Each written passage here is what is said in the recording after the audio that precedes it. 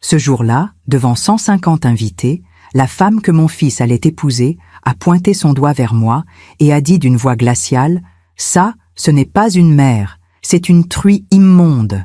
Tout le monde a ri. Certains ont applaudi. J'étais debout, seul, au fond de cette immense salle de réception décorée de roses blanches et de cristal. Mon fils, Clémentin, était figé devant l'autel. Ses yeux cherchèrent les miens. Et dans ce regard, j'ai vu quelque chose que je n'oublierai jamais. Une rage froide, calculée, terrible. Alors il s'est retourné vers elle, Séraphine, la femme qu'il avait choisie, celle qu'il avait présentée comme l'amour de sa vie. Et il a dit, d'une voix qui a fait trembler les murs, « Ce mariage n'aura pas lieu. » Le silence qui a suivi était assourdissant. Je m'appelle Alaris Fontange. J'ai 59 ans. Et ce que je vais vous raconter, c'est l'histoire d'un mariage qui n'a jamais eu lieu, d'une humiliation publique que j'ai subie avec dignité, et d'un secret si terrible qu'il a détruit une famille entière en moins de 3 minutes. Mais pour comprendre ce qui s'est passé ce jour-là, il faut que je remonte un peu dans le temps, pas très loin, juste 1 an et demi avant, parce que c'est là que tout a commencé. Il y a 18 mois, ma vie était douce, prévisible. J'habitais seule dans un appartement du 7e arrondissement de Paris, un 3 pièces avec vue sur les toits gris et les cheminées en zinc. Mon mari, Henri, était décédé 8 ans plus tôt d'un infarctus. Il m'avait laissé avec une retraite confortable, quelques placements bien gérés et surtout un fils magnifique, Clémentin. Clémentin avait 32 ans à l'époque. Il dirigeait une entreprise de conseil en stratégie d'entreprise qu'il avait montée seul, pierre par pierre, client par client. Fontange & Associés, le nom de son père sur la façade. Il travaillait énormément, voyageait souvent, mais il trouvait toujours le temps de venir dîner chez moi le dimanche soir. On parlait de tout, de ses projets, de ses doutes, de cette solitude qui parfois le rattrapait entre 2 contrats. Il me disait « Maman, je voudrais rencontrer quelqu'un, mais je ne veux pas d'une femme qui s'intéresse à mon nom ou à mon argent.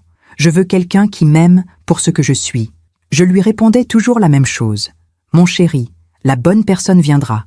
Sois patient. » Et puis, un dimanche d'avril, il est arrivé avec un sourire que je ne lui avais pas vu depuis des années.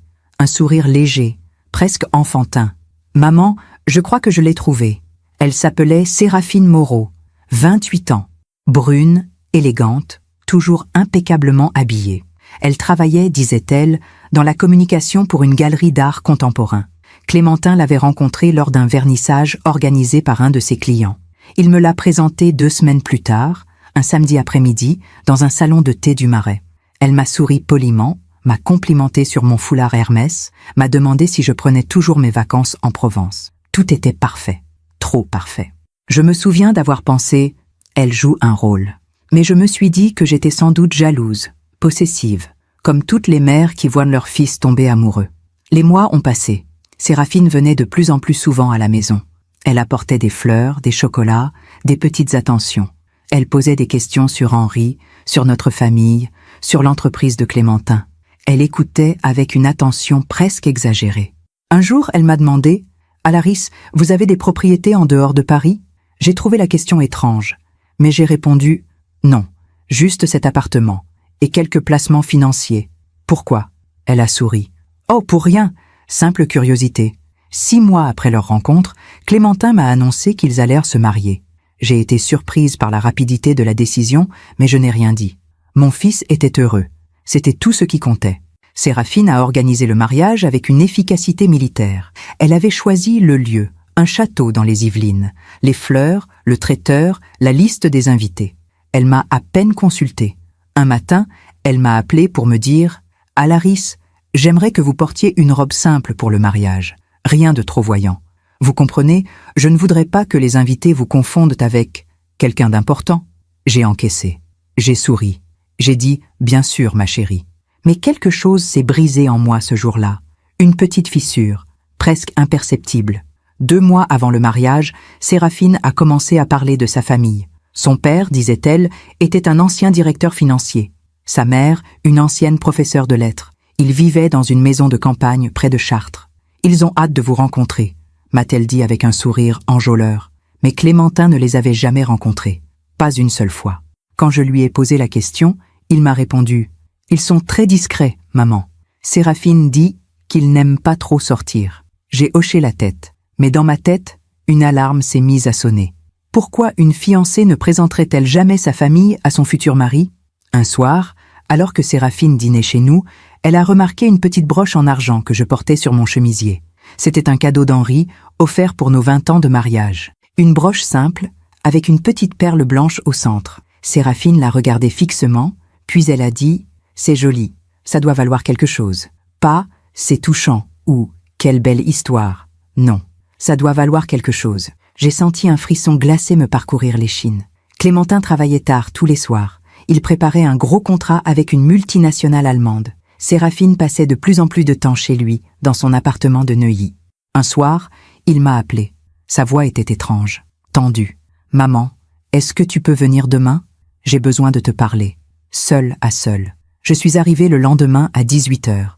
Clémentin était assis dans son bureau, une pile de documents devant lui. Son visage était fermé, dur. Il avait les traits tirés, comme s'il n'avait pas dormi depuis des jours. Il m'a regardé et il a dit « Maman, j'ai trouvé quelque chose de très grave. » Il a poussé les documents vers moi. C'étaient des relevés bancaires, des actes notariés, des contrats de prêt, tous au nom de Séraphine et de sa famille.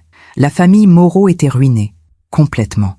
Ils avaient accumulé des dettes colossales, plus de 2 millions d'euros, auprès de plusieurs banques.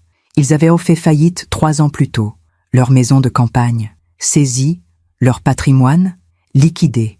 Et maintenant, ils essayaient de tout reconstruire, mais pas avec leur propre argent, avec le nom de Clémentin. Clémentin m'a expliqué qu'il avait trouvé ces documents par hasard. Séraphine avait laissé son sac ouvert dans le salon. Une enveloppe en était tombée. Il l'avait ramassée, pensant la ranger, et il avait vu son contenu. Des demandes de prêts bancaires, des formulaires de création d'entreprise, tous pré-remplis avec le nom de Clémentin comme cofondateur ou comme caution solidaire. Elle n'avait même pas encore sa signature, mais elle préparait le terrain. Moi, elle voulait m'épouser pour utiliser mon nom, maman, pour ouvrir des sociétés fictives, pour obtenir des crédits, pour rembourser les dettes de sa famille. La voix de mon fils tremblait. Et moi, comme un imbécile, j'étais prêt à tout lui donner. Je l'ai pris dans mes bras, je l'ai serré fort, et j'ai dit « Qu'est-ce que tu vas faire ?» Il a relevé la tête, ses yeux étaient rouges, mais son regard était d'acier. Je vais la démasquer, devant tout le monde, le jour du mariage. Voilà pourquoi, 3 semaines plus tard, je me tenais debout dans cette salle de réception, vêtue d'une robe sobre, comme Séraphine me l'avait demandé, pendant qu'elle me traitait de truie immonde devant 150 invités. Elle avait orchestré cette humiliation publique. Elle voulait me rabaisser, me faire taire, montrer à Clémentin que j'étais une vieille femme encombrante, pathétique, indigne de respect. Mais ce qu'elle ne savait pas, c'est que mon fils savait tout, et qu'il allait lui rendre coup pour coup. Parfois, on fait confiance à ceux qui ne la méritent pas. On ouvre notre cœur, notre maison, notre famille, et on découvre trop tard que derrière le sourire, il y avait un plan, un calcul froid. Et vous, avez-vous déjà été trahi par quelqu'un en qui vous aviez placé toute votre confiance? Racontez-moi votre histoire dans les commentaires. J'aimerais vous lire. Je dois vous dire quelque chose avant de continuer. Cette histoire, celle que je vous raconte ce soir, je l'ai gardée enfouie pendant des mois. Pas par honte, mais parce que parfois, certaines douleurs ont besoin de temps pour devenir des mots. Ce jour-là, dans cette salle de réception, quand Séraphine m'a insulté et que mon fils a annulé le mariage, je n'ai pas pleuré. Je suis resté debout, immobile, comme une statue de sel. Les invités me regardaient, certains avec pitié, d'autres avec curiosité. Quelques-uns, je l'ai vu dans leurs yeux, avec une sorte de satisfaction malsaine. Mais pour comprendre pourquoi cette humiliation m'a transpercé si profondément, il faut que je vous raconte qui était Clémentin avant tout cela. Qui nous étions, lui et moi, avant que cette femme n'entre dans nos vies comme une tempête déguisée en brise d'été. Clémentin est né un 23 septembre. Il pleuvait ce jour-là. Une pluie douce, presque timide. Henri était dans la salle d'attente, nerveux comme un enfant la veille de Noël. Quand l'infirmière lui a annoncé que c'était un garçon, il a pleuré. Je me souviens de son visage quand il est entré dans la chambre. Il tenait un bouquet de pivoine blanche dans une main et de l'autre. Il serrait mes doigts si fort que j'ai cru qu'il allait me les briser. Alaris, on a un fils. Un fils. Nous l'avons appelé Clémentin parce que c'était le prénom du grand-père d'Henri. Un homme droit, travailleur, qui avait bâti sa vie à la force de ses mains. Henri voulait que notre fils porte ce nom comme un étendard, comme une promesse. Et Clémentin a tenu cette promesse. Il était un enfant calme, réfléchi. À 5 ans, pendant que les autres gamins couraient dans le jardin public en criant, lui restait assis sur un banc avec un livre illustré sur les châteaux de la Loire. À 10 ans, il dessinait des plans d'immeubles imaginaires sur des feuilles quadrillées. À 15 ans, il parlait d'économie, de stratégie, de développement durable. Henri disait toujours « Ce garçon ira loin. Il a quelque chose dans le regard, une détermination. » Et il avait raison. Clémentin a fait ses études à HEC. Il est sorti major de sa promotion. Les grands cabinets de conseil se l'arrachaient. McKinsey, BCG, tous voulaient l'embaucher. Mais lui, il avait une autre idée. Il est rentré à la maison un soir, il avait 25 ans, et il a posé une liasse de documents sur la table de la cuisine. « Papa, maman, je vais monter ma propre entreprise. Je vais l'appeler Fontange & Associés. » Henri a souri. Moi, j'ai eu peur. Monter une entreprise à 25 ans, c'est risqué. C'est dangereux.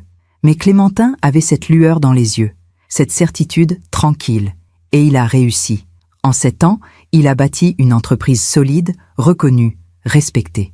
Il conseillait des multinationales, des start-up, des investisseurs. Il gagnait bien sa vie, très bien même. Mais il restait humble, discret, élégant dans sa façon de porter le succès. Henri est mort quand Clémentin avait 24 ans. Une crise cardiaque foudroyante, un mardi matin, dans son bureau. Il n'a pas souffert, m'a dit le médecin. Mais moi, j'ai souffert pour 2.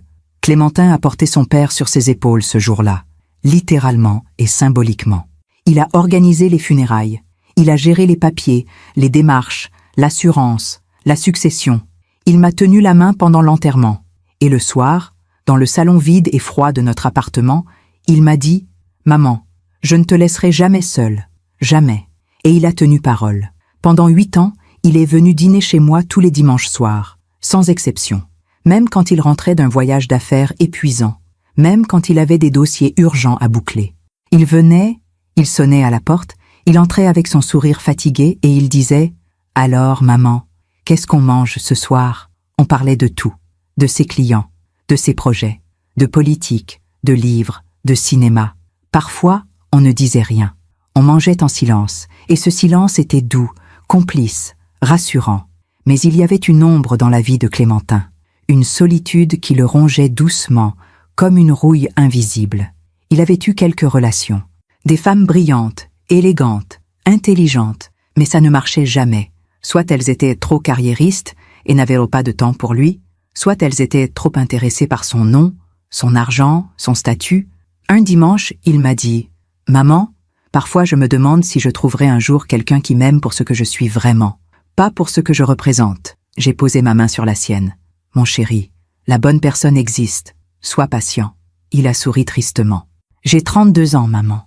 Je commence à croire que la patience ne suffit pas. » Et puis, 3 semaines plus tard, il est arrivé avec ce sourire lumineux, ce sourire que je n'avais pas vu depuis des années. « Maman, je crois que je l'ai trouvé. » Le jour où il m'a présenté Séraphine, j'ai tout de suite senti quelque chose d'étrange. Pas quelque chose de mauvais. Juste quelque chose de calculé. Elle était arrivée avec une robe bleu marine parfaitement coupée, des escarpins discrets, un sac Chanel sobre. Ses cheveux bruns étaient tirés en chignon bas. Pas un cheveu ne dépassait. Pas un geste qui n'était pas mesuré. Elle m'a souri. Un sourire poli, professionnel presque. « Madame Fontange, c'est un honneur de vous rencontrer. Clémentin m'a tellement parlé de vous. » Elle avait une voix douce, posée, trop posée. On s'est assise dans ce salon de thé du Marais. Clémentin était radieux. Il la regardait comme si elle était la 8e merveille du monde. Il lui prenait la main.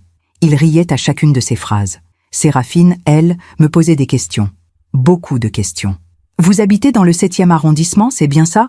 C'est un très beau quartier. Vous y vivez depuis longtemps? » Clémentin m'a dit que vous avez une formation en gestion. Vous avez travaillé dans quelle branche exactement? Votre mari était dans la finance, n'est-ce pas? Il a dû vous laisser un bel héritage. Chaque question était enrobée de douceur, de curiosité apparemment innocente. Mais moi, je sentais quelque chose de froid derrière, quelque chose d'affamé. Je me suis dit, Alaris, tu es parano. Cette fille est gentille, elle est juste nerveuse. Mais une petite voix en moi murmurait, non, elle fait l'inventaire. Les semaines ont passé. Séraphine venait de plus en plus souvent à la maison. Elle apportait des fleurs, des macarons de chez Ladurée, des petites attentions. Elle m'aidait à débarrasser la table. Elle complimentait ma décoration. Elle me demandait conseil pour des recettes. Tout était parfait, trop parfait.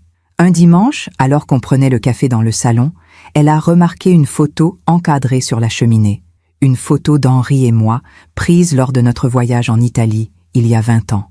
On était devant le Colisée. Henri me tenait par la taille. Je souriais. Séraphine a pris la photo dans ses mains. Elle l'a regardée longuement. Puis elle a dit « Il était beau, votre mari. Il avait l'air prospère, pas heureux, pas amoureux. Non, prospère. » J'ai senti mon sang se glacer. Clémentin, lui, n'avait rien remarqué. Il était dans la cuisine, il préparait du thé. Séraphine a reposé la photo. Elle m'a regardé droit dans les yeux. Et pendant une fraction de seconde, j'ai vu quelque chose dans son regard, quelque chose de dur, de calculateur. Puis elle a souri, et le masque est revenu. Vous devez être tellement fier de Clémentin, il a tout réussi. J'ai hoché la tête. Oui, très fière. Elle a penché la tête sur le côté, comme une enfant curieuse. Et vous, Alaris, vous avez des propriétés en dehors de Paris? Des résidences secondaires? Des placements immobiliers? La question était si directe, si crue, que j'en ai été désarçonné. Non, juste cet appartement, et quelques placements financiers. Pourquoi cette question? Elle a haussé les épaules avec légèreté. Oh, pour rien, simple curiosité. On parle tellement d'immobilier en ce moment. Mais ses yeux ne souriaient pas. 3 mois après leur rencontre, Clémentin m'a annoncé qu'ils allaient se fiancer. J'ai essayé de cacher ma surprise. Déjà, il a ri. Maman, quand on sait, on sait. Mais tu ne connais même pas sa famille. Tu ne les as jamais rencontrés. Son sourire a vacillé une seconde. Puis il a dit, ils sont très discrets. Séraphine dit qu'ils n'aiment pas trop les mondanités. Ils vivent retirés à la campagne. Mais quand même, Clémentin, un mariage, c'est l'union de 2 familles. Tu ne trouves pas ça étrange? Il a posé sa main sur mon épaule. Maman, je t'en prie, sois heureuse pour moi. J'ai souri. J'ai dit, je suis heureuse pour toi, mon chéri. Mais dans ma tête, l'alarme sonnait de plus en plus fort. Le mariage a été fixé 6 mois plus tard. 6 mois, c'est rapide pour organiser un mariage dans un château des Yvelines avec 150 invités. Mais Séraphine était une femme organisée, terriblement organisée. Elle avait tout prévu. Le traiteur, les fleurs, l'orchestre, les faire-part, la liste des invités. Elle m'a à peine consultée.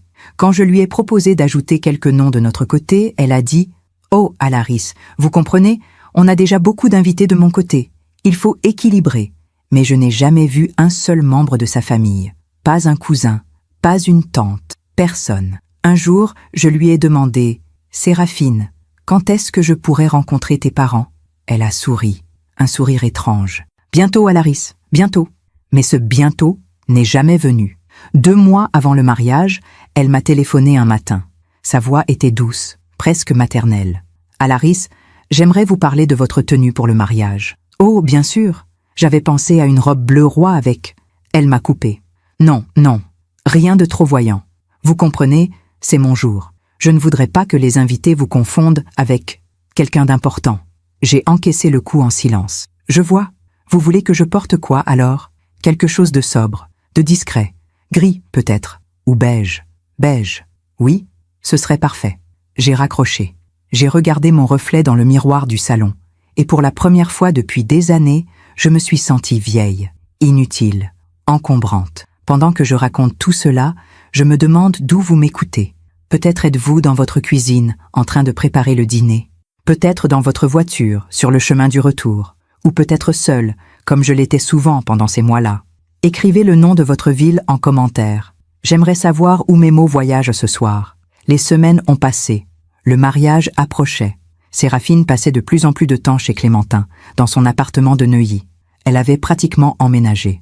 Elle rangeait ses affaires. Elle recevait du courrier à son adresse. Et puis, 3 semaines avant le jour J, Clémentin m'a appelé. Sa voix était bizarre, tendue, cassée. « Maman, est-ce que tu peux venir demain soir? J'ai besoin de te parler. Seul à seul. » J'ai senti mon cœur se serrer. « Qu'est-ce qui se passe? Pas au téléphone, s'il te plaît. Viens. » Le lendemain soir, je suis arrivée chez Clémentin à 18h précises. Il habitait un appartement magnifique dans le quartier de Neuilly-sur-Seine, au 5e étage d'un immeuble haussmannien. 3 chambres, un bureau, un salon avec vue sur la Seine. Henri et moi l'avions aidé à acheter cet appartement quand il avait 26 ans, juste après le lancement de son entreprise. C'était notre cadeau, notre investissement dans son avenir. J'ai sonné. Personne n'a répondu tout de suite. J'ai attendu. Puis la porte s'est ouverte. Clémentin était là, debout dans l'encadrement. Il portait un jean et un pull gris. Ses cheveux étaient en désordre. Il avait les yeux rouges, gonflés, comme s'il n'avait pas dormi depuis plusieurs nuits, ou comme s'il avait pleuré. Mon fils ne pleurait jamais. « Entre, maman !» Sa voix était rauque. Je suis entrée. L'appartement était dans un état que je ne lui connaissais pas. Des dossiers empilés partout, des tasses de café vides sur la table basse, les rideaux tirés. Une odeur de renfermé flottait dans l'air. « Clémentin, qu'est-ce qui se passe? Où est Séraphine ?» Il a fermé la porte derrière moi. Il s'est appuyé contre le mur, comme s'il allait s'effondrer. « Elle est chez une amie. Elle pense que je travaille sur un dossier urgent. Mais assieds-toi, maman, s'il te plaît. » Je me suis assise sur le canapé. Mon cœur battait si fort que j'entendais le sang cogner dans mes tempes. Clémentin s'est dirigé vers son bureau. Il a pris une pile de documents. Il est revenu vers moi. Il s'est assis à côté de moi. Il a posé les papiers sur la table basse. Ses mains tremblaient. « Maman, j'ai trouvé quelque chose de très grave, et je ne sais pas quoi faire. » Il m'a raconté. 2 jours plus tôt, un mercredi après-midi, Séraphine était venue déjeuner chez lui entre 2 rendez-vous. Elle avait laissé son sac à main dans le salon. Un grand sac en cuir marron, toujours impeccablement rangé. Elle était partie précipitamment pour un soi-disant rendez-vous avec une cliente de la galerie d'art où elle travaillait. Clémentin était dans la cuisine. Il rangeait la vaisselle. Et puis il a entendu un bruit, un froissement de papier. Quelque chose était tombé du sac. Il s'est approché.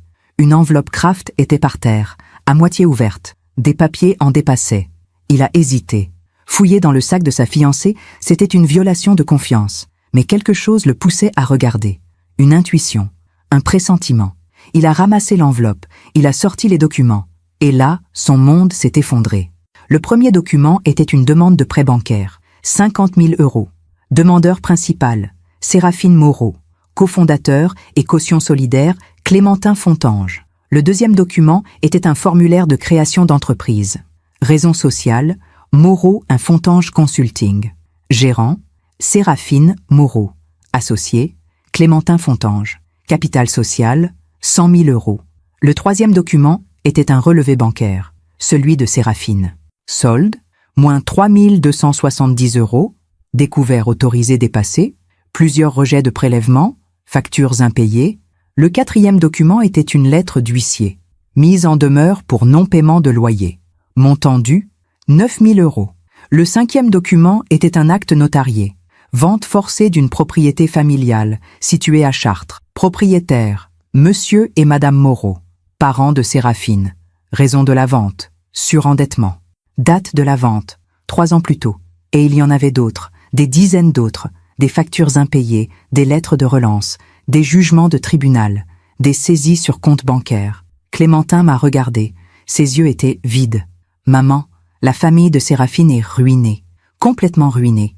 Ils ont accumulé plus de 2 millions d'euros de dettes. Ils ont tout perdu, leur maison, leur placement, tout.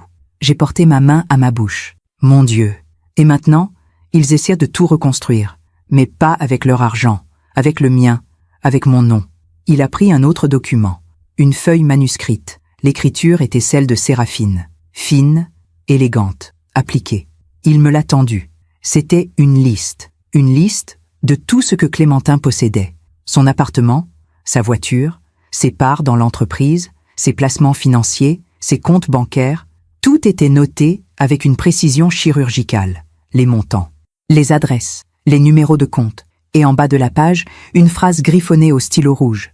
Mariage prévu le 15 septembre. Signature du contrat chez le notaire le 10 septembre. Régime. Communauté universelle. Je me suis levée d'un bond. Mon sang bouillait dans mes veines. Elle voulait te faire signer un contrat de mariage en communauté universelle? Clémentin a hoché la tête. Oui, elle m'a dit que c'était romantique, que ça prouvait qu'on s'aimait vraiment, que l'argent ne devait pas être un sujet entre nous. Et tu as accepté? Non, pas encore. Je lui ai dit que je voulais réfléchir, que je voulais en parler avec toi d'abord. Elle a insisté. Elle m'a dit que si je l'aimais vraiment, je signerais sans hésiter. Il s'est pris la tête entre les mains. J'étais à 2 doigts de signer, maman. À 2 doigts. J'ai senti mes jambes trembler. Je me suis rassise. Clémentin a continué. Après avoir trouvé ses documents, Il avait engagé un détective privé, discrètement, sans en parler à personne, même pas à moi. Il voulait être sûr, il voulait savoir la vérité. Le détective avait travaillé vite. En 48 heures, il avait tout découvert. La famille Moreau vivait effectivement près de Chartres, mais pas dans une maison de campagne charmante comme Séraphine le racontait. Non. Il vivait dans un petit appartement de 2 pièces au-dessus d'une boulangerie. Un appartement loué avec 3 mois de loyer en retard. Le père de Séraphine, Monsieur Moreau, n'était pas un ancien directeur financier. Il avait été comptable dans une PME. Il avait été licencié pour faute grave 5 ans plus tôt. Détournement de fonds. Il n'avait jamais été condamné pénalement, mais sa réputation était détruite. Il n'avait plus jamais retrouvé de travail. La mère de Séraphine, Madame Moreau, n'était pas une ancienne professeure de lettres. Elle avait été caissière dans un supermarché. Elle avait pris sa retraite anticipée pour dépression. Elle touchait une petite pension, 400 € par mois. Et Séraphine elle-même, elle ne travaillait pas dans une galerie d'art contemporain. Elle avait travaillé là-bas, oui, mais seulement comme stagiaire, 6 mois, il y a 3 ans. Elle avait été remerciée au bout de 6 mois. Depuis, elle enchaînait les petits boulots. Serveuse, hôtesse d'accueil, vendeuse dans une boutique de vêtements. Rien de stable, rien de sérieux. Tout était faux. Absolument tout. Le détective avait même découvert quelque chose de plus troublant encore. Séraphine avait déjà été fiancée. 2 fois, avec 2 hommes différents. 2 hommes riches, 2 chefs d'entreprise. Les 2 fiançailles avaient été rompues au dernier moment. Dans les 2 cas, les hommes avaient découvert la vérité sur sa situation financière. Dans les 2 cas, elle avait tenté de les convaincre de signer des contrats de prêt ou de créer des sociétés communes. Elle avait un schéma, un plan, une méthode. Et Clémentin était la 3e cible. Mon fils m'a regardé. Des larmes coulaient sur ses joues. Je ne l'avais pas vu pleurer depuis la mort de son père. Maman, comment j'ai pu être aussi aveugle? Comment j'ai pu ne rien voir? Je me suis approchée de lui. Je l'ai pris dans mes bras. Je l'ai serré contre moi comme quand il était petit, quand il rentrait de l'école avec un genou écorché ou un chagrin d'enfant. Mon chéri, tu n'es pas aveugle. Tu es amoureux. Et l'amour, parfois, nous rend confiants. Trop confiants. Il a enfoui son visage dans mon épaule. Je voulais tellement y croire, maman. Je voulais tellement croire que quelqu'un pouvait m'aimer pour ce que je suis. Pas pour mon nom, pas pour mon argent. Juste pour moi. Je sais, mon cœur. Je sais. On est resté comme ça pendant de longues minutes. Lui brisé. Moi le cœur en miettes pour lui. Finalement, il s'est redressé. Il s'est essuyé les yeux. Il a pris une grande inspiration. Maman, qu'est-ce que je dois faire? J'ai réfléchi. Longtemps. Puis j'ai dit, tu peux annuler le mariage maintenant. Discrètement. Lui dire que tu as découvert la vérité. Rompre. Tourner la page. Il a secoué la tête. Non. Non. Non. Je veux qu'elle paie. Je veux que tout le monde sache qui elle est vraiment. Sa voix était dure, froide. Une voix que je ne lui connaissais pas. Clémentin. Maman, elle m'a menti. Elle m'a manipulé. Elle a essayé de me voler. Elle a prévu de m'épouser uniquement pour utiliser mon nom, mon entreprise, mon argent. Et tu sais quoi? Je suis sûre qu'elle avait prévu de divorcer dans quelques années, une fois qu'elle aurait reconstruit la fortune de sa famille. Je ne suis qu'un outil pour elle, un moyen. Il s'est levé. Il a marché jusqu'à la fenêtre. Il a regardé la scène couler en contrebas. Je vais la laisser croire que tout va bien. Je vais jouer le jeu. Je vais continuer à sourire, à faire semblant, à préparer ce mariage. Et le jour J, devant tout le monde, devant les 150 invités qu'elle a invités, dont la moitié sont sûrement des gens qu'elle veut impressionner pour reconstruire son réseau, je vais tout révéler. Mon sang s'est glacé. Clémentin, non, c'est dangereux. C'est justice, maman. Il s'est retourné vers moi. Son regard était d'acier. Elle m'a humilié en m'utilisant. Je vais l'humilier en la démasquant, œil pour œil. J'ai essayé de le raisonner. J'ai passé 2 heures à lui expliquer que la vengeance ne mène à rien, que ça ne ferait qu'ajouter de la douleur à la douleur, que le mieux était de rompre discrètement, de passer à autre chose, de guérir en silence. Mais Clémentin était fermé, buté, blessé trop profondément. Hop, maman, j'ai pris ma décision. Le mariage aura lieu. Et ce jour-là, elle comprendra ce que ça fait d'être trahie devant tout le monde. Je suis rentrée chez moi ce soir-là avec un poids terrible sur le cœur. Je savais que rien de bon ne sortirait de cette histoire. Je savais que mon fils, dans sa colère et sa douleur, allait commettre un acte dont il pourrait se repentir toute sa vie. Mais je savais aussi que je ne pouvais pas l'en empêcher. Les 3 semaines suivantes ont été un cauchemar silencieux. Clémentin a continué à jouer la comédie. Il souriait à Séraphine. Il l'embrassait. Il lui disait qu'il avait hâte de l'épouser. Il assistait au rendez-vous avec le traiteur, le fleuriste, le photographe. Il approuvait tout ce qu'elle décidait. Séraphine, elle, rayonnait. Elle était heureuse, excitée. Elle parlait sans arrêt de la cérémonie, de la robe, du voyage de noces qu'elle avait prévu aux Maldives. 8 jours dans un hôtel 5 étoiles, Clémentin. Tu te rends compte? On va nager avec les dauphins. Et lui, il souriait. Mais derrière ce sourire, il y avait une froideur que seule une mère pouvait voir. Moi, je ne dormais plus. Je tournais dans mon lit toutes les nuits. Je priais pour que Clémentin change d'avis, pour qu'il trouve une autre solution, pour qu'il n'aille pas au bout de son plan. Mais il était déterminé. 1 semaine avant le mariage, Séraphine m'a téléphoné. Sa voix était douce, presque affectueuse. « Alaris, j'aimerais vous voir, juste toutes les deux, pour prendre un thé. » J'ai accepté. On s'est retrouvés dans un salon de thé du 6e arrondissement. Elle portait une robe crème, des perles aux oreilles. Elle était parfaite, comme toujours. On a commandé du thé. Elle m'a souri. « Alaris, je voulais vous dire quelque chose. Après le mariage, Clémentin et moi allons probablement déménager. » Déménager? Oui, dans un endroit plus grand. Une maison, peut-être, avec un jardin. On pense à Neuilly ou peut-être Saint-Cloud. Je vois. Elle a pris une gorgée de thé, puis elle a ajouté d'un ton léger « Et vous savez, je pense qu'il serait bien que vous vendiez votre appartement du 7e. C'est beaucoup trop grand pour vous, maintenant que vous êtes seul. Vous pourriez acheter un petit studio, quelque chose de plus facile à entretenir. Et avec l'argent restant, vous pourriez nous aider, pour la maison. » J'ai failli m'étouffer avec mon thé. « Pardon ?» Elle a souri, ce sourire glacial. « Vous savez, Alaris, une famille, ça doit se serrer les coudes. Et puis, vous n'avez plus vraiment besoin de beaucoup d'espace, à votre âge. » À mon âge? J'ai 59 ans, Séraphine. Oui, bien sûr. Mais quand même, on vieillit tous. Elle a posé sa tasse. Elle m'a regardé droit dans les yeux. Réfléchissez-y, d'accord? Ce serait un beau geste. Pour Clémentin.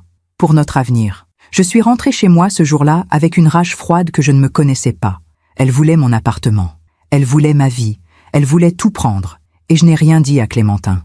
Parce que je savais qu'il avait déjà pris sa décision. Et puis, le jour est arrivé. Le 15 septembre. Un samedi. Le ciel était bleu. Pas un nuage. Une de ces journées parfaites pour un mariage. Je me suis habillée avec la robe beige que Séraphine m'avait demandé de porter. Une robe sans éclat. Sans joie. Une robe pour ne pas exister. J'ai mis la petite broche en argent qu'Henri m'avait offerte, la broche avec la perle blanche. Je l'ai accrochée sur mon col, comme un talisman, comme un bouclier, et je suis partie pour le château des Yvelines, sans savoir que dans quelques heures, tout allait exploser. Le château de Valmirande se trouvait à 50 km de Paris, perdu au milieu des Yvelines, entouré de champs dorés et de forêts anciennes. C'était un de ces lieux que l'on voit dans les magazines de mariage, pierres blanches, tourelles élégantes, jardins à la française, une chapelle privée avec des vitraux du XVIIIe siècle. Séraphine l'avait choisi 6 mois plus tôt. Elle avait dit à Clémentin que c'était le lieu de ses rêves, qu'elle l'avait vu dans un magazine quand elle avait 15 ans et qu'elle s'était juré d'y célébrer son mariage un jour. Mensonge. Encore un mensonge. Le détective avait découvert que Séraphine avait loué ce château parce qu'il était le plus prestigieux de la région, parce que les photos du mariage feraient sensation sur les réseaux sociaux, parce qu'elle voulait montrer à tout le monde qu'elle épousait un homme riche, important, respectable. Le château coûtait 15 000 € pour la journée, plus le traiteur, plus les fleurs, plus l'orchestre, plus le photographe. Au total, le mariage revenait à 65 000 €. Clémentin avait tout payé, sans broncher, parce qu'il jouait le jeu jusqu'au bout. Je suis arrivée vers 14 heures. Le mariage était prévu à 16 heures. La cérémonie civile avait eu lieu le matin même, à la mairie de Neuilly, en présence de 2 témoins uniquement. Une formalité administrative expédiée en 20 minutes. La vraie cérémonie, celle qui comptait pour Séraphine, c'était celle-ci, devant 150 invités, devant les gens qu'elle voulait impressionner. Quand je suis descendue de ma voiture, j'ai été frappée par la beauté du lieu. Le soleil faisait briller les pierres blanches du château. Les jardins étaient magnifiquement entretenus. Des roses blanches et des hortensias bleues ornaient chaque recoin. Des tables rondes recouvertes de nappes en lin blanc étaient disposées sur la pelouse sous de grandes tentes transparentes. Des guirlandes de lumière pendaient entre les arbres. C'était parfait, absolument parfait. Et c'était un mensonge. Un homme en costume noir m'a accueilli à l'entrée. Il portait un badge avec le logo du château. Il m'a souri poliment. « Bonjour, madame. Vous êtes invitée du marié ou de la mariée ?»« Du marié. Je suis sa mère. » Son sourire s'est élargi. « Ah, madame Fontange, bienvenue. Mademoiselle Moreau nous a beaucoup parlé de vous. » J'ai souri faiblement. Je me demandais ce qu'elle avait bien pu dire sur moi. La cérémonie aura lieu dans la chapelle à 16 heures précises. En attendant, vous pouvez vous installer dans le salon d'accueil. Il y a des rafraîchissements. J'ai hoché la tête. J'ai marché vers le salon. Le salon d'accueil était une grande pièce au plafond haut, avec des moulures dorées et un lustre en cristal. Des canapés en velours beige étaient disposés autour de tables basses. Une vingtaine de personnes étaient déjà là, un verre de champagne à la main, discutant à voix basse. Je ne connaissais personne. Personne ne m'a regardé. Personne ne m'a salué. J'étais invisible, transparente, exactement ce que Séraphine voulait que je sois. Je me suis assise dans un coin, près d'une fenêtre qui donnait sur les jardins. J'ai pris un verre d'eau sur le plateau qu'un serveur passait. J'ai attendu. Les minutes passaient lentement, très lentement. J'ai regardé mon téléphone. 14h30. Clémentin m'avait envoyé un message le matin même. « Maman, aujourd'hui, justice sera faite. Je t'aime. » J'avais répondu « Je t'aime aussi, mon chéri. Quoi qu'il arrive. » Depuis, plus rien. Vers 15h, les invités ont commencé à affluer. Des hommes en costumes sombres, des femmes en robes élégantes, des couples bien habillés, bien coiffés, bien parfumés. Ils riaient, ils s'embrassaient, ils se prenaient en photo devant les jardins. J'ai observé la foule. J'ai essayé de deviner qui était du côté de Séraphine et qui était du côté de Clémentin. Les invités de Clémentin étaient faciles à identifier. C'étaient ses collègues, ses clients, ses partenaires d'affaires, des gens que je connaissais de vue, des gens sérieux, posés, discrets. Les invités de Séraphine, eux, étaient différents, plus bruyants, plus démonstratifs. Ils parlaient fort, riaient fort, buvaient beaucoup. Certains portaient des bijoux voyants, des montres énormes, des sacs de luxe ostentatoires. Et puis, soudain, je les ai vus. Un couple âgé, debout près de l'entrée du salon, l'air perdu. L'homme portait un costume marron mal ajusté, trop grand pour lui. La femme portait une robe fleurie démodée, avec un gilet en laine malgré la chaleur. Ils se tenaient légèrement en retrait, comme s'ils n'osaient pas avancer, comme s'ils avaient peur d'être là. J'ai su immédiatement qui ils étaient, les parents de Séraphine. Je me suis levée, j'ai traversé le salon.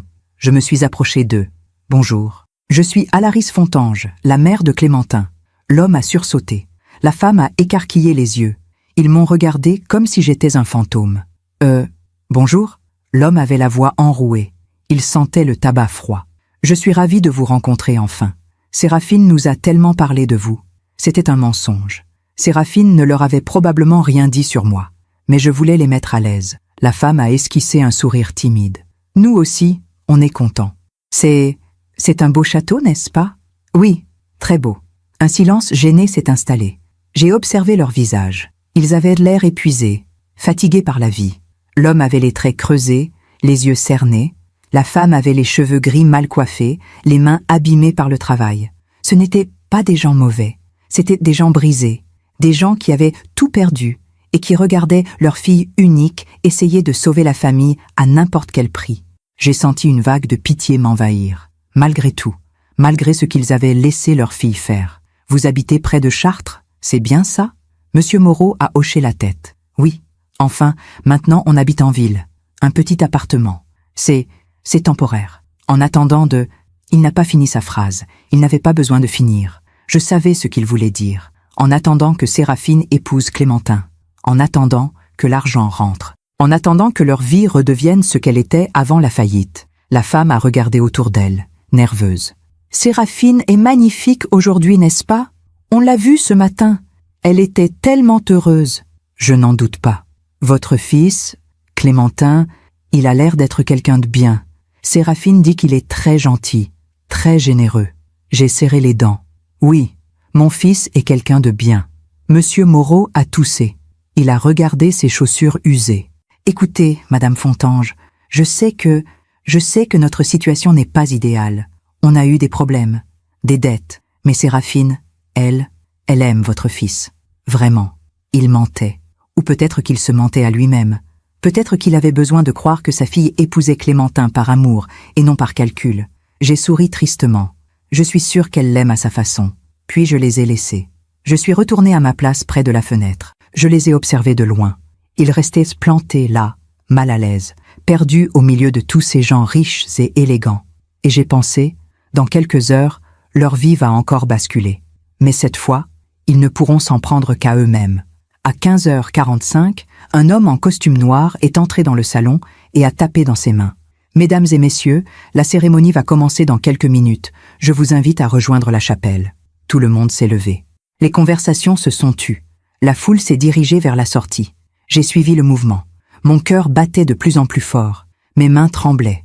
J'ai serré ma broche en argent comme on serre un porte-bonheur. La chapelle était petite mais magnifique. Des bancs en bois sculptés. Des vitraux colorés qui projetaient des taches de lumière bleue et rouge sur les murs blancs.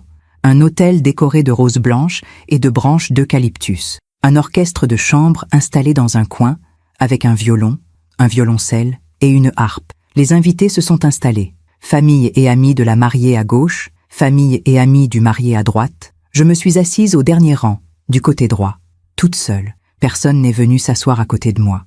À 16h précises, l'orchestre a commencé à jouer. Une mélodie douce, romantique. Quelque chose de Vivaldi, je crois. Tout le monde s'est retourné, et Séraphine est entrée. Elle était éblouissante. Sa robe était une création sur mesure, en dentelle ivoire, avec une longue traîne et un voile brodé de perles. Ses cheveux bruns étaient relevés en un chignon sophistiqué. Elle portait un collier de diamants au cou. Ses yeux brillaient. Elle souriait. Un sourire radieux, triomphant. Elle marchait lentement vers l'autel, tenant le bras de son père. Monsieur Moreau avait l'air fier, ému. Il essuyait discrètement une larme. Les invités murmuraient des compliments. « Elle est magnifique.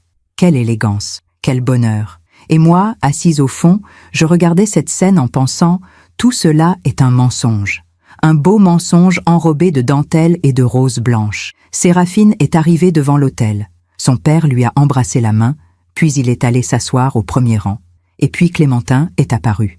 Il était là, debout devant l'autel, impeccable dans son costume gris anthracite, une rose blanche à la boutonnière. Ses cheveux étaient parfaitement coiffés.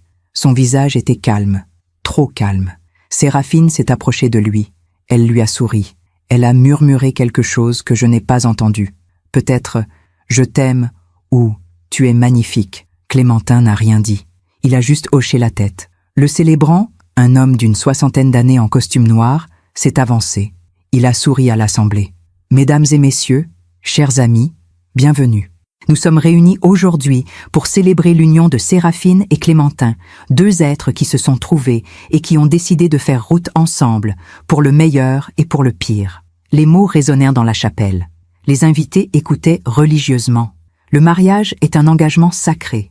C'est la promesse de s'aimer, de se respecter, de se soutenir dans les épreuves comme dans les joies. C'est la construction d'une vie commune, fondée sur la confiance, l'honnêteté et la loyauté.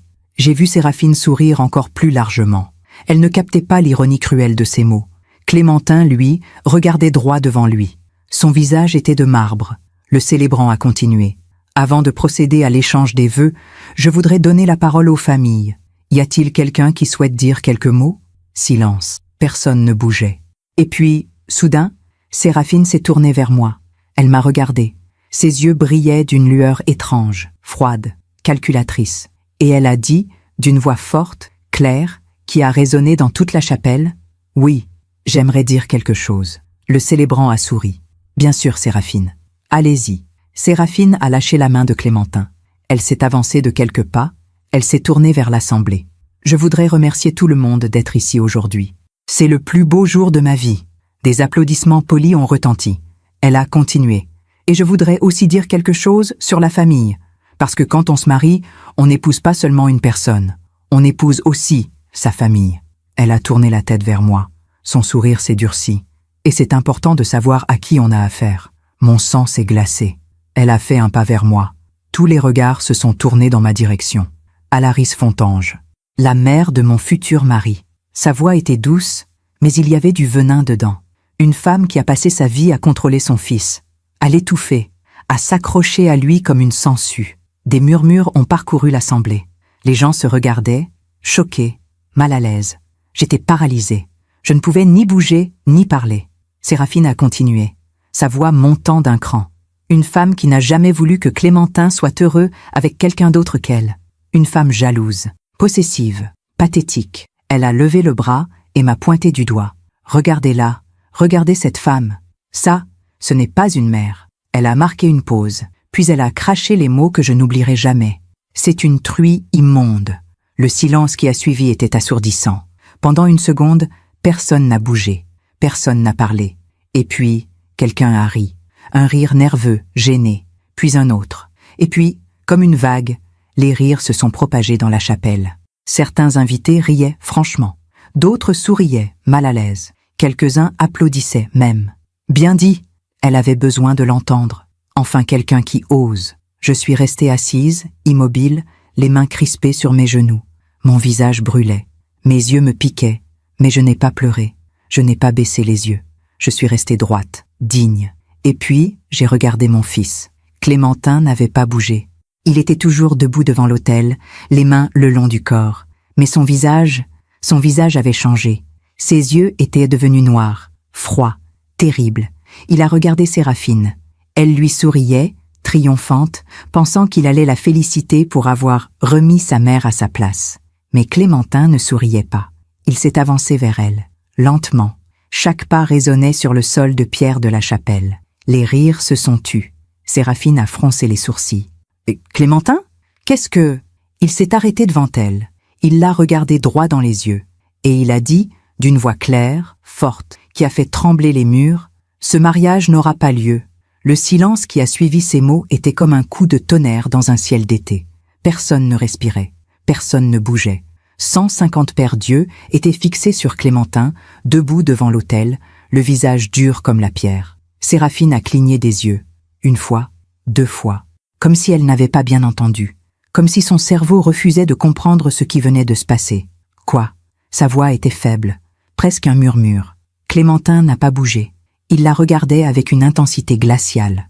Puis il a répété, plus fort cette fois, pour que chaque personne dans cette chapelle entende clairement « Ce mariage n'aura pas lieu ». Séraphine a reculé d'un pas. Son visage s'est décomposé. La couleur a quitté ses joues. Ses lèvres ont tremblé. « Clémentin, qu'est-ce que tu racontes ? C'est une blague ?» Elle a essayé de rire. Un rire nerveux, strident, qui sonnait faux. « Tu veux me faire une surprise ? C'est ça ? Un jeu ?» Clémentin n'a pas souri. Il n'a pas scié. « Non, Séraphine, ce n'est pas un jeu. » Il a fait un pas vers elle. Elle a reculé encore. « Clémentin, tu me fais peur. Arrête, les gens nous regardent. Justement, je veux que tout le monde regarde. Je veux que tout le monde entende. » Il s'est tourné vers l'assemblée, vers les 150 invités qui le fixaient, bouche bée, incapable de comprendre ce qui se passait. Et il a parlé. « Mesdames et messieurs, je vous dois des excuses. Vous êtes venus aujourd'hui pour assister à un mariage. Vous avez fait des kilomètres. Vous avez acheté des cadeaux. Vous vous êtes habillés avec élégance. Et je m'excuse sincèrement de vous avoir fait perdre votre temps. » Sa voix était calme, posée. Mais il y avait une rage froide dedans, une rage contrôlée. Mais il était important pour moi que vous soyez tous là. Parce que ce qui va se passer maintenant, ce n'est pas seulement mon histoire. C'est une leçon sur la confiance, sur le mensonge, sur la manipulation. Séraphine a secoué la tête frénétiquement. « Clémentin, arrête, s'il te plaît.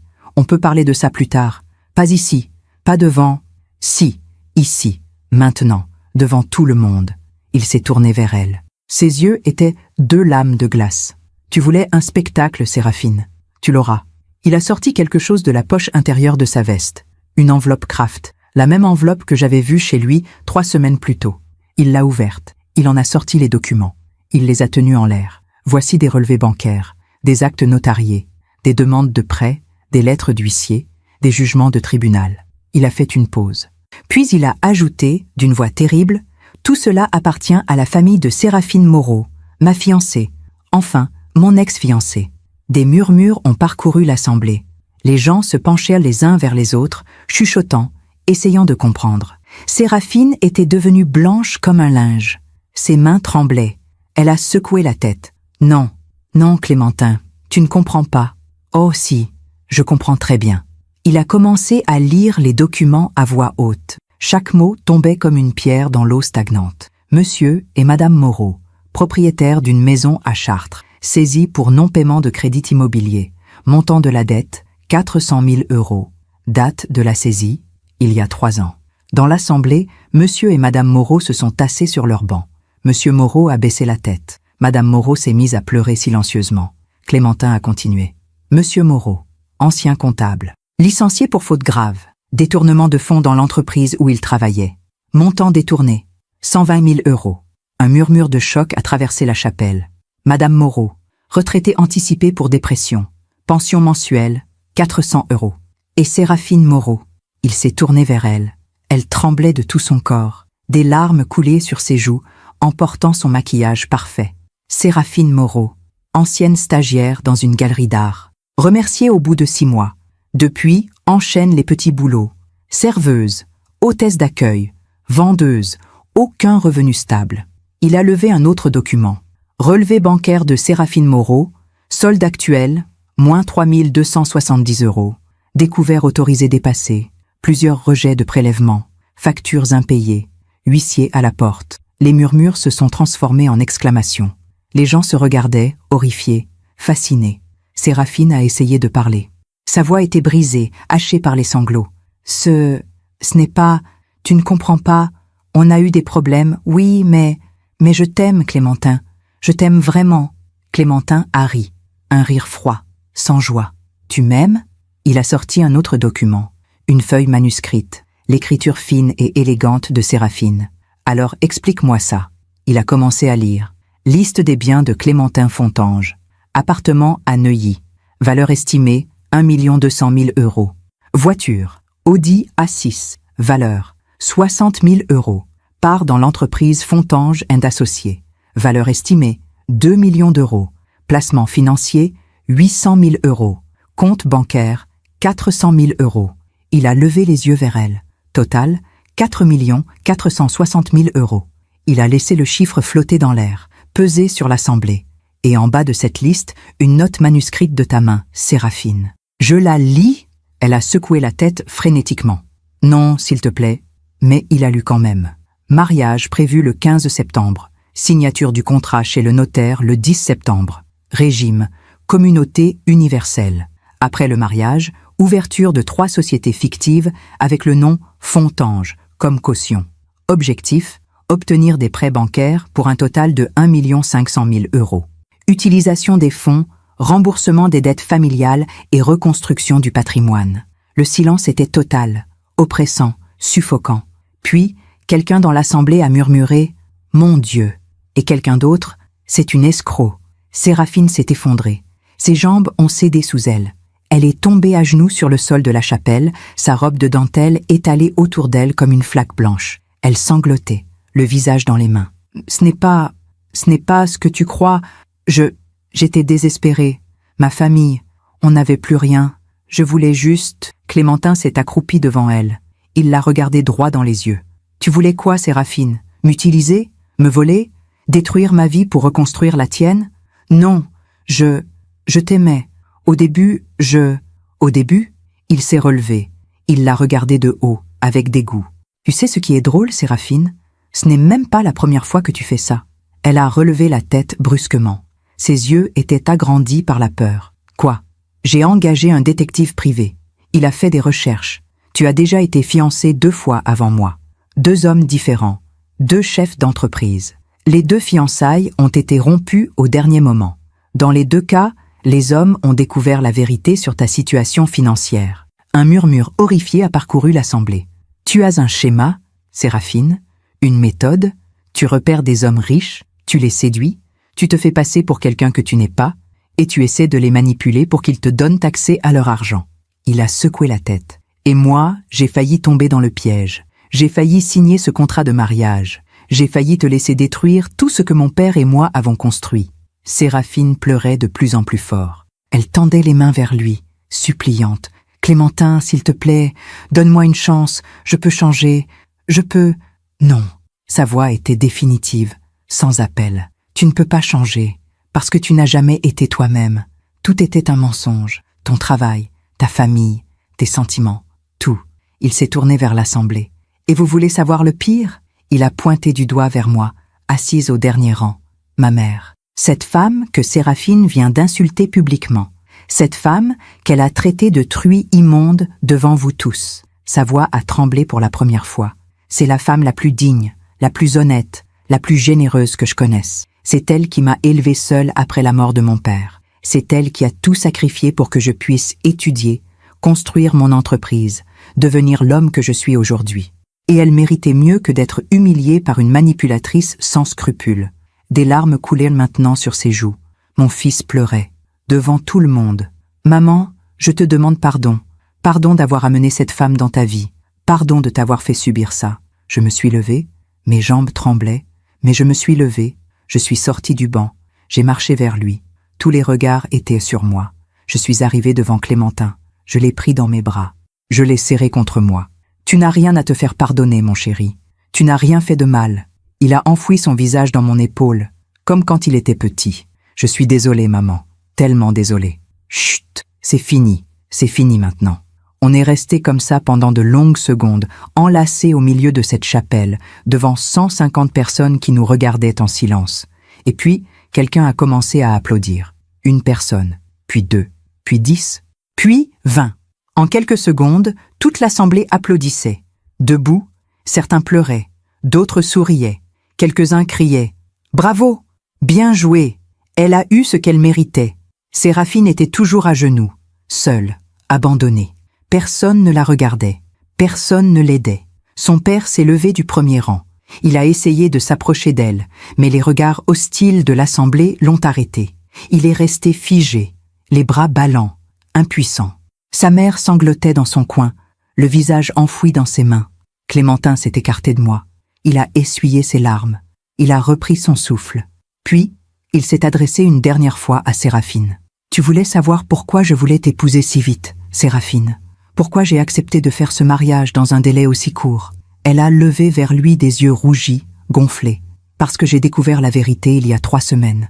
Et j'ai voulu que tu vives exactement ce que tu m'as fait vivre. L'humiliation publique, la trahison devant témoins, la honte. » Il a fait une pause. « Œil pour œil, Séraphine. Tu voulais me détruire? Je viens de te détruire. » Il s'est tourné vers le célébrant, qui était resté figé près de l'autel, bouche bée. « Monsieur, je vous prie d'excuser ce désordre.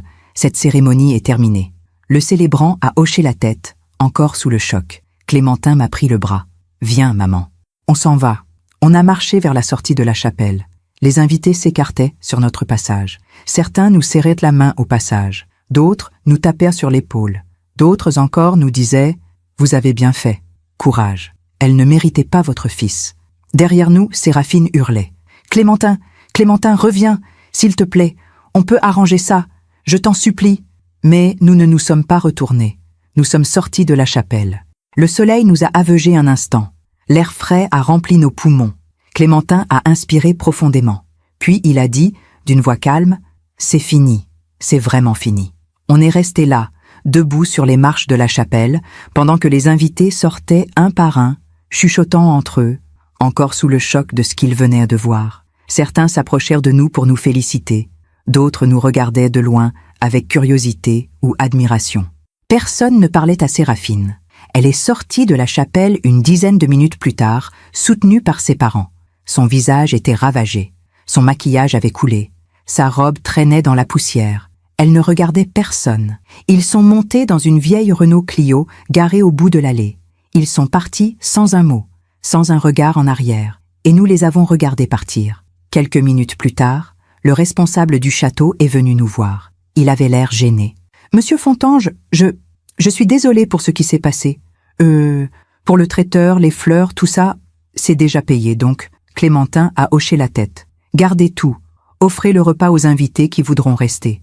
Qu'ils profitent au moins de la nourriture. » Le responsable a souri, soulagé. « Très bien, monsieur. Merci. » Il est parti. Clémentin s'est tourné vers moi. « Maman, tu veux rester? Manger quelque chose ?»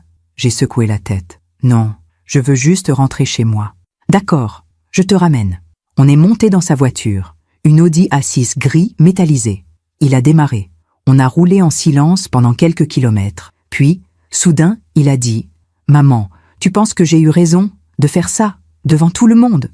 J'ai réfléchi longtemps avant de répondre. « Je ne sais pas, mon chéri. Peut-être que tu aurais pu simplement annuler le mariage en privé. Peut-être que cette humiliation publique était trop cruelle. Il a serré le volant. Elle m'a humilié d'abord. Elle t'a humilié. Je sais. Mais deux torts ne font pas une justice. Il a hoché la tête lentement. Tu as peut-être raison. Peut-être que j'ai été trop loin. On a continué à rouler. Le paysage défilait. Les champs dorés, les forêts, le ciel bleu. Et j'ai pensé, parfois la justice ressemble à de la vengeance. Et la vengeance ne guérit jamais vraiment. Mais je n'ai rien dit. Parce que mon fils avait besoin de temps, de silence, de guérison. Et moi aussi. Clémentin m'a raccompagné jusqu'à mon appartement. Il est monté avec moi. Il a insisté pour vérifier que j'allais bien, que je n'avais besoin de rien. On s'est assis dans le salon, tous les deux, dans un silence lourd, épuisé, vidé de toute énergie. Par la fenêtre, le soleil commençait à descendre sur Paris. Le ciel prenait cette couleur orange et rose qui annonce la fin du jour. C'était beau. Presque trop beau pour ce que nous venions de vivre. Clémentin regardait ses mains. Il les tournait et les retournait, comme s'il ne les reconnaissait plus, comme si elles appartenaient à quelqu'un d'autre. « Maman, est-ce que je viens de faire la pire erreur de ma vie ?» J'ai posé ma main sur la sienne. « Non, mon chéri, tu as fait ce que tu pensais devoir faire. Mais la façon dont je l'ai fait, devant tout le monde, c'était cruel. Elle a été cruelle avec toi d'abord. Ça ne justifie pas ce que j'ai fait. » Il a levé les yeux vers moi. Ils étaient rouges, gonflés. Je me sens vide, comme si j'avais perdu quelque chose. Pas elle, pas Séraphine, mais quelque chose en moi. J'ai serré sa main plus fort. Tu as perdu ta naïveté, peut-être, ta capacité à faire confiance aveuglément, et c'est douloureux, mais ce n'est pas forcément une mauvaise chose. Il a hoché la tête lentement. Peut-être. Il est resté chez moi jusqu'à 22 heures. On a mangé un peu, pas grand-chose. Du pain, du fromage, quelques fruits.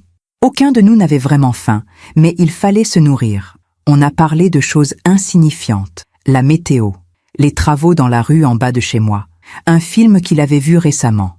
Tout, sauf ce qui s'était passé aujourd'hui, parce qu'on n'était pas encore prêt à y revenir. Pas vraiment.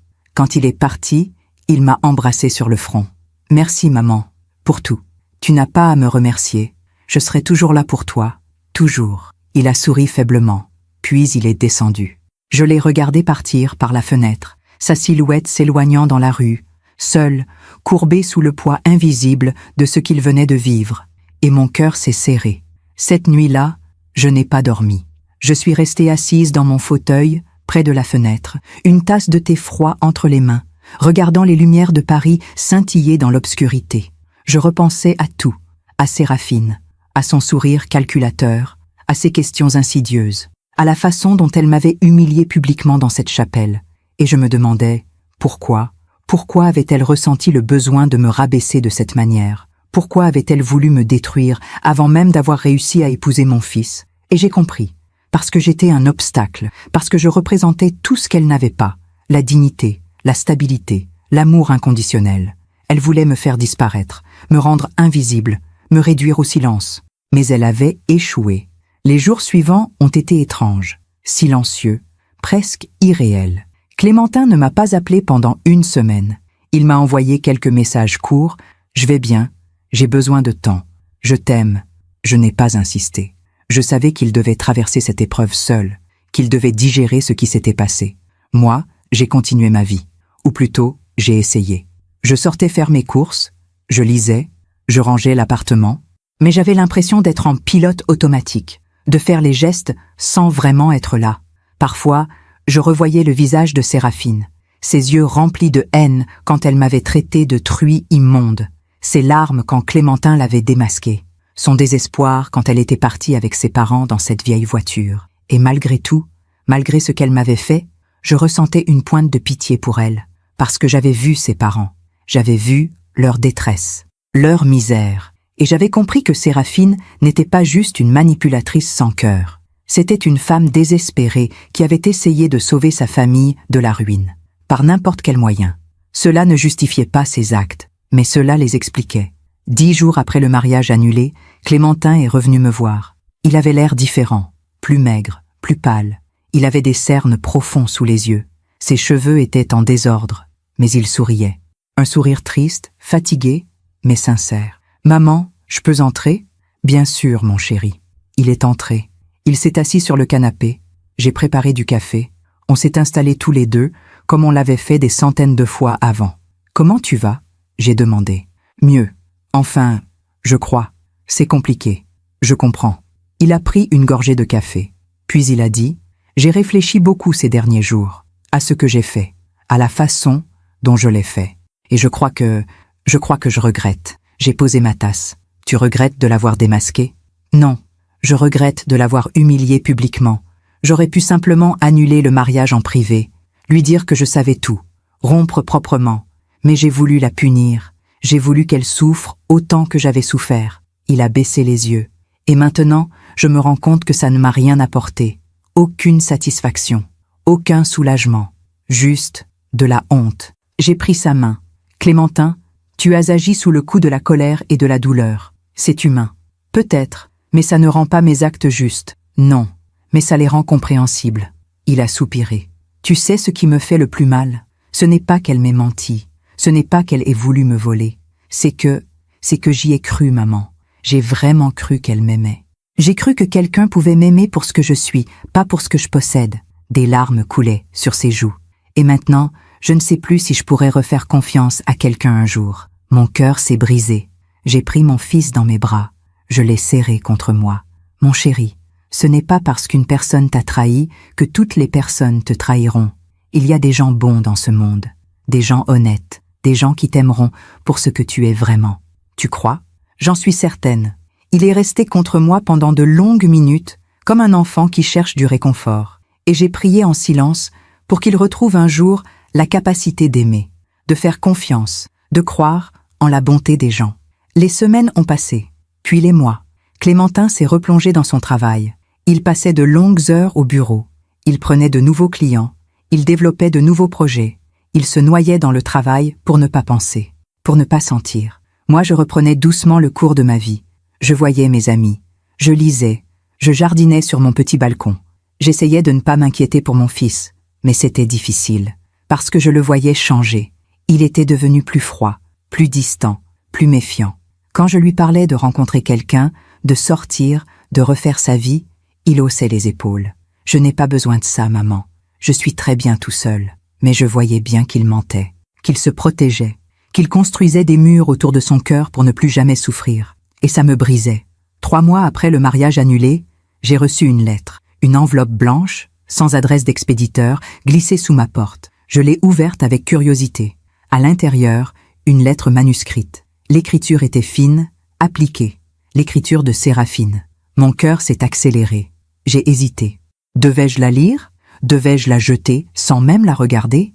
Finalement, j'ai décidé de la lire. Madame Fontange, je sais que vous n'avez aucune raison de lire cette lettre. Je sais que vous avez toutes les raisons de la déchirer sans même l'ouvrir. Mais si vous la lisez, je vous en serai reconnaissante. Je veux m'excuser. Pour tout. Pour les mensonges. Pour la manipulation. Pour l'humiliation que je vous ai fait subir ce jour-là, dans la chapelle. Je n'ai aucune excuse. Ce que j'ai fait est impardonnable. Mais je veux que vous sachiez quelque chose. Je ne suis pas une mauvaise personne. Enfin, je ne l'étais pas. Ou du moins, je ne pensais pas l'être. Quand ma famille a tout perdu, il y a 3 ans, j'ai vu mes parents se briser. Mon père, qui avait toujours été fort, droit, travailleur, s'est effondré. Il s'est mis à boire, à pleurer la nuit, à se haïr pour ce qu'il avait fait. Ma mère a sombré dans la dépression.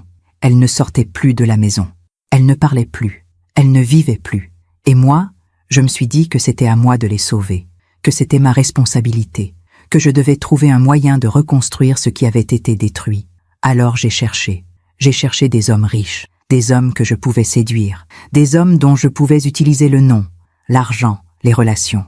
Je me disais que ce n'était pas vraiment mal, que je ne volais personne, que je ne faisais que emprunter, temporairement, que je rembourserais un jour. Mais au fond, je savais que c'était mal, que c'était malhonnête, que je manipulais des gens qui ne méritaient pas ça.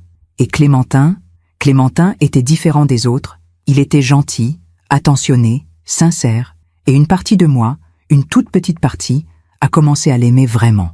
Mais ce n'était pas assez, parce que l'autre partie de moi, la partie désespérée, avait déjà tout planifié, et je n'ai pas su arrêter le plan en cours. Et vous, Madame Fontange, je vous ai traité de manière horrible, parce que vous représentiez tout ce que je n'aurais jamais, la dignité, la stabilité, l'amour d'un fils qui vous respecte, et j'étais jalouse et en colère. Je sais que mes excuses ne changent rien. Je sais que le mal est fait, mais je voulais que vous sachiez que je regrette, sincèrement. Mes parents et moi avons quitté la région.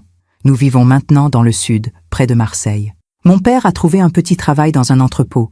Ma mère va mieux, doucement. Et moi, j'essaie de reconstruire ma vie. Honnêtement, cette fois.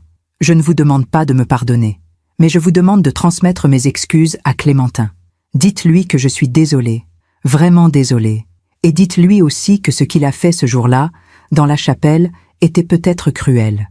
Mais c'était juste, parce que j'avais besoin de cette leçon. J'avais besoin de comprendre que mes actes avaient des conséquences. Merci de m'avoir lu. Séraphine. J'ai replié la lettre lentement. Mes mains tremblaient. Je suis restée assise là, dans mon salon, la lettre sur mes genoux, pendant de longues minutes. Je ressentais un mélange d'émotions, de la colère, encore, de la tristesse, de la compassion aussi, parce que cette lettre était sincère. Je le sentais. Séraphine n'essayait pas de se justifier. Elle ne demandait pas pardon. Elle voulait juste que je sache, que Clémentin sache. Et j'ai pensé, peut-être que c'est ça, le début de la rédemption. Reconnaître ses erreurs, les assumer, essayer de faire mieux. Le soir même, Clémentin est passé pour notre dîner dominical. Il avait repris l'habitude de venir tous les dimanches, comme avant. C'était notre rituel. On a mangé en silence pendant quelques minutes. Puis j'ai dit, « Clémentin, j'ai reçu une lettre aujourd'hui. » « De qui ? » ?»« De Séraphine. » Il s'est figé. Sa fourchette est restée suspendue en l'air. « Séraphine ? » ?»« Oui. » « Qu'est-ce qu'elle voulait ? » ?»« S'excuser. » Il a posé sa fourchette. Il a croisé les bras. « Et tu l'as lu ? » ?»« Oui. » « Pourquoi ? » Parce que je pensais que ça pouvait m'aider.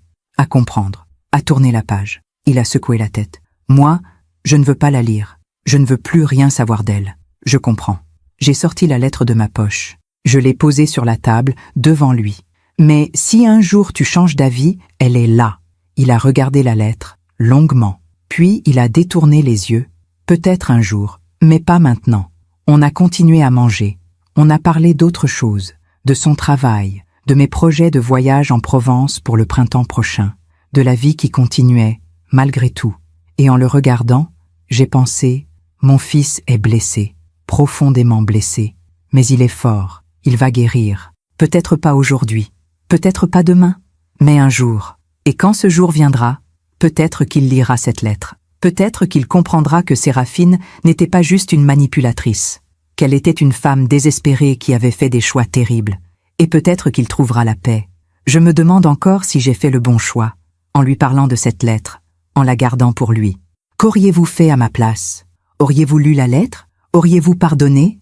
Ou auriez-vous simplement tourné la page ? Dites-le moi en commentaire. J'aimerais savoir ce que vous en pensez.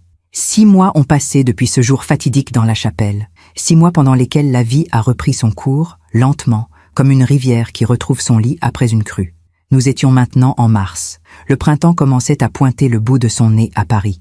Les bourgeons apparaissaient sur les arbres. Les jours rallongeaient. La lumière changeait. Clémentin continuait à venir dîner chez moi tous les dimanches. C'était notre ancre, notre rituel sacré. Mais il était différent, plus silencieux, plus réservé. Il souriait moins, il riait rarement. Son travail marchait bien, très bien même. Il avait décroché plusieurs gros contrats. Son entreprise se développait. Mais quand je lui demandais s'il était heureux, il haussait les épaules. « Je suis occupé, maman. » C'est déjà ça. Occupé n'est pas heureux. Mais je ne disais rien. Je savais qu'il avait besoin de temps. Un dimanche soir, début mars, on était assis dans mon salon après le dîner. Il pleuvait dehors, une pluie fine, régulière, qui tambourinait contre les vitres. Clémentin regardait par la fenêtre, perdu dans ses pensées. Je tricotais un pull pour l'hiver prochain. Le silence entre nous était confortable, familier. Puis soudain, il a dit « Maman, est-ce que tu as gardé la lettre de Séraphine ?» J'ai levé les yeux de mon tricot. « Oui, est-ce que je peux la lire ?» Mon cœur a fait un bond dans ma poitrine. « Tu es sûr ?» Il a hoché la tête. Je crois que j'ai besoin de savoir ce qu'elle avait à dire pour vraiment tourner la page. » Je me suis levée, j'ai ouvert le tiroir de mon secrétaire, j'ai sorti l'enveloppe blanche. Je la gardais là depuis 3 mois, intacte, en attendant ce moment. Je la lui ai tendue. « Prends ton temps. » Il a pris la lettre. Il l'a regardée un long moment sans l'ouvrir. Puis, lentement, il l'a dépliée. Il a lu en silence. Je voyais ses yeux parcourir les lignes. Son visage changeait d'expression. De la colère d'abord, puis de la tristesse. puis quelque chose de plus doux, de la compréhension peut-être. Quand il a terminé, il a replié la lettre soigneusement. Il l'a posée sur la table basse. Il a regardé ses mains. Elle s'excuse. Oui, elle dit qu'elle regrette. Oui, il a secoué la tête. Je ne sais pas quoi en penser. Une partie de moi veut la croire. Une autre partie pense que c'est encore de la manipulation. Peut-être que les deux sont vrais. Peut-être qu'elle regrette vraiment, mais qu'elle essaie aussi de se racheter une conscience. Il a levé les yeux vers moi. Tu lui pardonnes, toi? J'ai réfléchi longuement avant de répondre. Je ne sais pas si c'est du pardon, mais je comprends. Je comprends qu'elle était désespérée, que sa famille était au bord du gouffre, qu'elle a fait des choix terribles pour essayer de les sauver. Ça n'excuse pas ce qu'elle a fait. Non, ça ne l'excuse pas, mais ça l'explique. Il a hoché la tête lentement. Moi, je ne peux pas lui pardonner. Pas encore, peut-être jamais. C'est ton droit. Tu n'as aucune obligation de pardonner. Il est resté chez moi jusqu'à tard ce soir-là. On a parlé de beaucoup de choses, de Séraphine, de la trahison, du pardon, de la difficulté de faire confiance à nouveau. Et puis, vers minuit, il m'a dit quelque chose qui m'a surprise. « Maman, je crois que je vais prendre des vacances, partir quelque part, loin de Paris, loin de tout. C'est une excellente idée. Où veux-tu aller? Je ne sais pas encore. Peut-être en Italie ou en Grèce. Un endroit calme, où je peux réfléchir. Tu devrais, ça te ferait du bien. » Il a souri. Un vrai sourire. Le premier depuis des mois. Je vais organiser ça. Peut-être en avril. 3 semaines plus tard, Clémentin est parti pour 2 semaines en Italie. Il avait loué une petite maison dans les 5 Terres, un village perché au bord de la Méditerranée. Il m'envoyait des photos tous les jours, des paysages magnifiques, des couchers de soleil, des rues pavées, des petits restaurants avec vue sur la mer. Il avait l'air plus détendu, plus serein. Et moi, je respirais mieux, parce que je voyais mon fils retrouver doucement une forme de paix. Pendant ce temps, ma propre vie continuait. J'avais repris mes activités. Je voyais mes amis. Je faisais du bénévolat dans une association qui aidait les personnes âgées isolées. Un jour, en mars, je suis allée déjeuner avec mon amie Marguerite. On se connaissait depuis 40 ans. On s'était rencontrés à la maternité quand nos fils étaient nés la même semaine.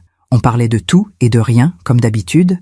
Et puis elle m'a demandé « Alors, Alaris, tu as entendu parler de Séraphine ?» Mon sang s'est glacé. « Non. Pourquoi? Qu'est-ce qui s'est passé ?» Marguerite a hésité. « Je ne sais pas si je devrais te le dire. Marguerite, s'il te plaît, dis-moi. » Elle a soupiré. « J'ai une amie qui habite à Marseille. Elle m'a dit qu'elle avait croisé Séraphine il y a quelques semaines. Apparemment, elle travaille comme serveuse dans un petit restaurant du Vieux-Port. Elle vit dans un studio minuscule avec ses parents. » Je n'ai rien dit. Je ne savais pas quoi dire. Marguerite a continué. « Mon amie dit qu'elle avait l'air différente, plus humble, plus simple. Elle portait un uniforme de serveuse et elle souriait poliment aux clients. Rien à voir avec la femme sophistiquée qu'elle prétendait être. Elle t'a parlé? Non. Mon amie ne lui a pas adressé la parole, mais elle l'a observé. Elle dit que Séraphine avait l'air fatiguée, mais aussi en paix, d'une certaine façon. Le soir même, j'ai raconté cette conversation à Clémentin par téléphone. Il était encore en Italie. Il est resté silencieux un long moment après que je lui ai tout raconté. Elle travaille comme serveuse? Oui. Dans un petit restaurant à Marseille? Oui. Encore un silence. Eh bien, au moins, elle a trouvé un travail honnête. Sa voix était neutre. Je ne savais pas ce qu'il ressentait vraiment. Tu es content d'apprendre ça? Ou en colère? Je ne sais pas, maman. Je crois que je suis soulagée, peut-être. Soulagée qu'elle ne soit pas en train de manipuler quelqu'un d'autre. Moi aussi. On a raccroché peu après. Mais je sentais que cette nouvelle avait remué quelque chose en lui. Quelque chose qu'il n'était pas encore prêt à affronter. Quand Clémentin est rentré d'Italie, fin avril, il avait changé. Il était bronzé, reposé. Ses yeux avaient retrouvé un peu de leur éclat d'avant. Le premier dimanche après son retour, il est venu dîner chez moi avec un cadeau. Un livre de photographies italiennes et une bouteille de limoncello. « Tiens, maman, pour te remercier. » Me remercier de quoi? D'avoir été là. Toujours. Même quand j'étais insupportable. J'ai souri. Tu n'as jamais été insupportable. Juste blessé. Oh. On a ouvert le limoncello. On a bu un verre ensemble. Et puis il m'a dit, « Maman, j'ai pris une décision. » Laquelle? Je vais vendre mon appartement de Neuilly. J'ai failli lâcher mon verre. Quoi? Pourquoi? Parce qu'il y a trop de souvenirs là-bas. Séraphine a vécu dans cet appartement pendant des mois. Elle a dormi dans mon lit. Elle a mangé à ma table. Je ne peux plus y vivre. Et tu vas aller où? Je vais acheter un appartement dans le Marais. Plus petit, plus simple, un nouveau départ. J'ai hoché la tête. C'est une bonne idée. Et il y a autre chose. Quoi? Je vais embaucher un associé, quelqu'un pour m'aider à gérer l'entreprise, parce que je veux travailler moins, vivre plus, profiter de la vie. Mon cœur s'est gonflé de joie. Mon chéri, c'est merveilleux. Il a souri. Je crois que c'est ce que papa aurait voulu. Qu'il aurait été fier. Il aurait été très fier. Les mois suivants ont été une période de reconstruction. Lente, mais réelle. Clémentin a vendu son appartement de Neuilly en juin. Il en a acheté un autre dans le Marais, près de la place des Vosges. Un 3 pièces lumineux, avec des poutres apparentes et une petite terrasse. Il a embauché un associé, un ancien camarade d'HEC, quelqu'un en qui il avait confiance. Il a commencé à sortir davantage, à voir des amis, à prendre des week-ends de repos. Et petit à petit, je l'ai vu revenir à la vie. Un soir de juillet, alors qu'on dînait sur ma petite terrasse, il m'a dit « Maman, je crois que je suis prêt. » Prêt pour quoi? À rencontrer quelqu'un, à réessayer. Mon cœur s'est emballé. Tu es sûr? Non, mais je ne le serai jamais vraiment. Alors autant essayer. Tu as raison. Il a souri. Mais cette fois, je serai plus prudent, plus attentif. Je ne me laisserai plus aveugler. C'est sage. On a trinqué avec nos verres de vin. À l'avenir. À l'avenir. Août est arrivé. Paris s'est vidé. La chaleur était étouffante. Clémentin était parti en vacances avec des amis dans le sud de la France. Pas à Marseille. Il n'était pas encore prêt pour ça. Moi, je suis resté à Paris. J'aimais la ville en août. Calme, presque déserte. On pouvait respirer. Un matin, alors que je prenais mon café sur ma terrasse, mon téléphone a sonné. Un numéro inconnu. J'ai hésité. Puis j'ai décroché. « Allô? Madame Fontanges ?» C'était une voix de femme. Jeune, timide. « Oui, c'est moi. Je m'appelle Séraphine. Je ne sais pas si vous vous souvenez de moi. » Mon cœur s'est arrêté. Il y a eu un long silence. Je ne savais pas quoi dire. Mon esprit se bousculait. Pourquoi m'appelait-elle? Qu'est-ce qu'elle voulait? Finalement, j'ai dit « Oui, Séraphine, je me souviens. Je suis désolée de vous déranger. J'ai hésité pendant des semaines avant de vous appeler. Mais je voulais vous dire quelque chose. » Quoi? Sa voix tremblait. Je voulais vous remercier. Me remercier? De quoi? D'avoir lu ma lettre et d'avoir transmis mes excuses à Clémentin. Mon amie qui travaille dans le même restaurant que moi à Marseille m'a dit qu'elle avait entendu parler de vous, que vous aviez parlé de moi avec une amie. Et je voulais que vous sachiez que ma lettre était sincère. Je me suis assise. Mes jambes tremblaient. Je l'ai su, Séraphine. Je voulais aussi vous dire que ce qui s'est passé ce jour-là dans la chapelle, ça m'a sauvée. Sauvée? Oui. Parce que si Clémentin ne m'avait pas démasqué, j'aurais continué. J'aurais continué à chercher des hommes à manipuler. J'aurais continué à mentir, à me mentir. Et un jour, j'aurais fini en prison. Ou pire, elle a pris une grande inspiration. Mais là, j'ai touché le fond. Et ça m'a forcé à remonter, à reconstruire ma vie honnêtement. Alors merci. Merci de ne pas avoir empêché Clémentin de faire ce qu'il a fait. Je ne savais pas quoi répondre. Des larmes coulaient sur mes joues. Séraphine, qu'est-ce que tu veux? Je ne veux rien, je voulais juste que vous sachiez. Et si un jour Clémentin veut me parler, pour tourner vraiment la page, je suis prête. Je ne lui demande rien. Juste l'écouter, s'il en a besoin. Je lui dirai.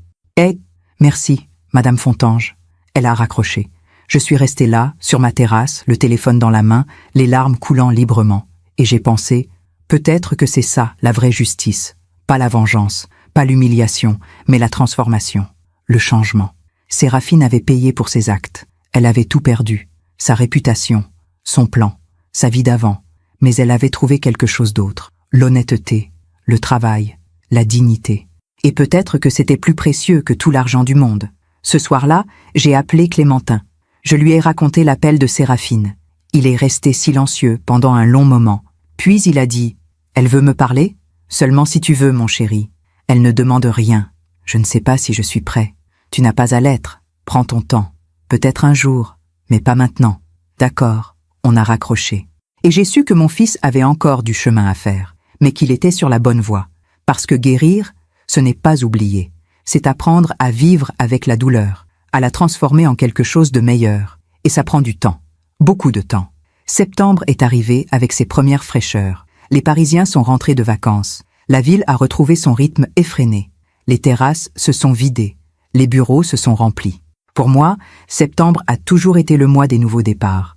Peut-être parce que c'était le mois où Clémentin était né, il y a maintenant 33 ans. Peut-être simplement parce que l'automne porte en lui cette promesse de renouveau après la torpeur de l'été. Cette année, septembre avait un goût particulier, un goût de reconstruction, de cicatrisation. Clémentin était installé dans son nouvel appartement du Marais depuis 2 mois. Il l'avait meublé avec soin, en prenant son temps.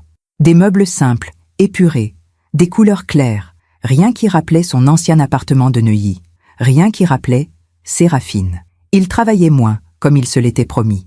Son associé, Thomas, gérait une partie des dossiers. Clémentin pouvait enfin respirer, prendre des pauses, vivre, et surtout, il avait recommencé à sortir. Un dimanche soir, début septembre, il est arrivé chez moi avec un sourire étrange, un sourire gêné, presque timide. « Maman, j'ai quelque chose à te dire. » Je levai les yeux de mon livre. « Quoi donc ?» Il s'est assis en face de moi. Il a joué avec ses mains, nerveux. J'ai rencontré quelqu'un. Mon cœur a bondi dans ma poitrine. Quelqu'un? Oui, une femme. Raconte-moi. Il a souri. Elle s'appelle Camille. Elle est architecte. Elle a 35 ans. Je l'ai rencontrée il y a 3 semaines, lors d'un vernissage organisé par un client. On a parlé pendant 2 heures. De tout. D'architecture, de voyage, de livres, de vin. Elle est différente. Différente comment? Simple. Vraie. Elle ne m'a pas demandé ce que je faisais dans la vie. Elle ne m'a pas demandé où j'habitais. Elle s'intéressait à moi, à ce que je pensais, à ce que j'aimais. Il a marqué une pause. Et quand je lui ai dit, à la fin de la soirée, que je dirigeais une entreprise de conseil, elle a haussé les épaules et elle a dit « Ah, d'accord, moi je dessine des maisons. C'est tout. Pas d'excitation, pas de calcul. Juste de l'indifférence bienveillante. » Je souriais. Mon cœur débordait de joie. Elle a l'air merveilleuse. Elle l'est. Enfin, je crois. On se voit doucement. On prend notre temps. Je ne veux pas me précipiter.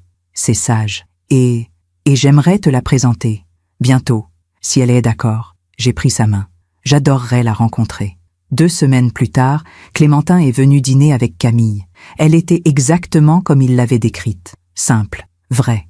Elle portait un jean, un pull en laine beige, des bottines plates. Ses cheveux châtains étaient attachés en queue de cheval. Elle ne portait presque pas de maquillage. Juste un peu de rouge à lèvres rose pâle. Elle m'a souri chaleureusement en entrant. « Madame Fontange, je suis ravie de vous rencontrer. Clémentin m'a tellement parlé de vous. Appelez-moi Alaris, s'il vous plaît. Avec plaisir. Et moi, c'est Camille. » On s'est installé dans le salon pendant que Clémentin préparait l'apéritif dans la cuisine.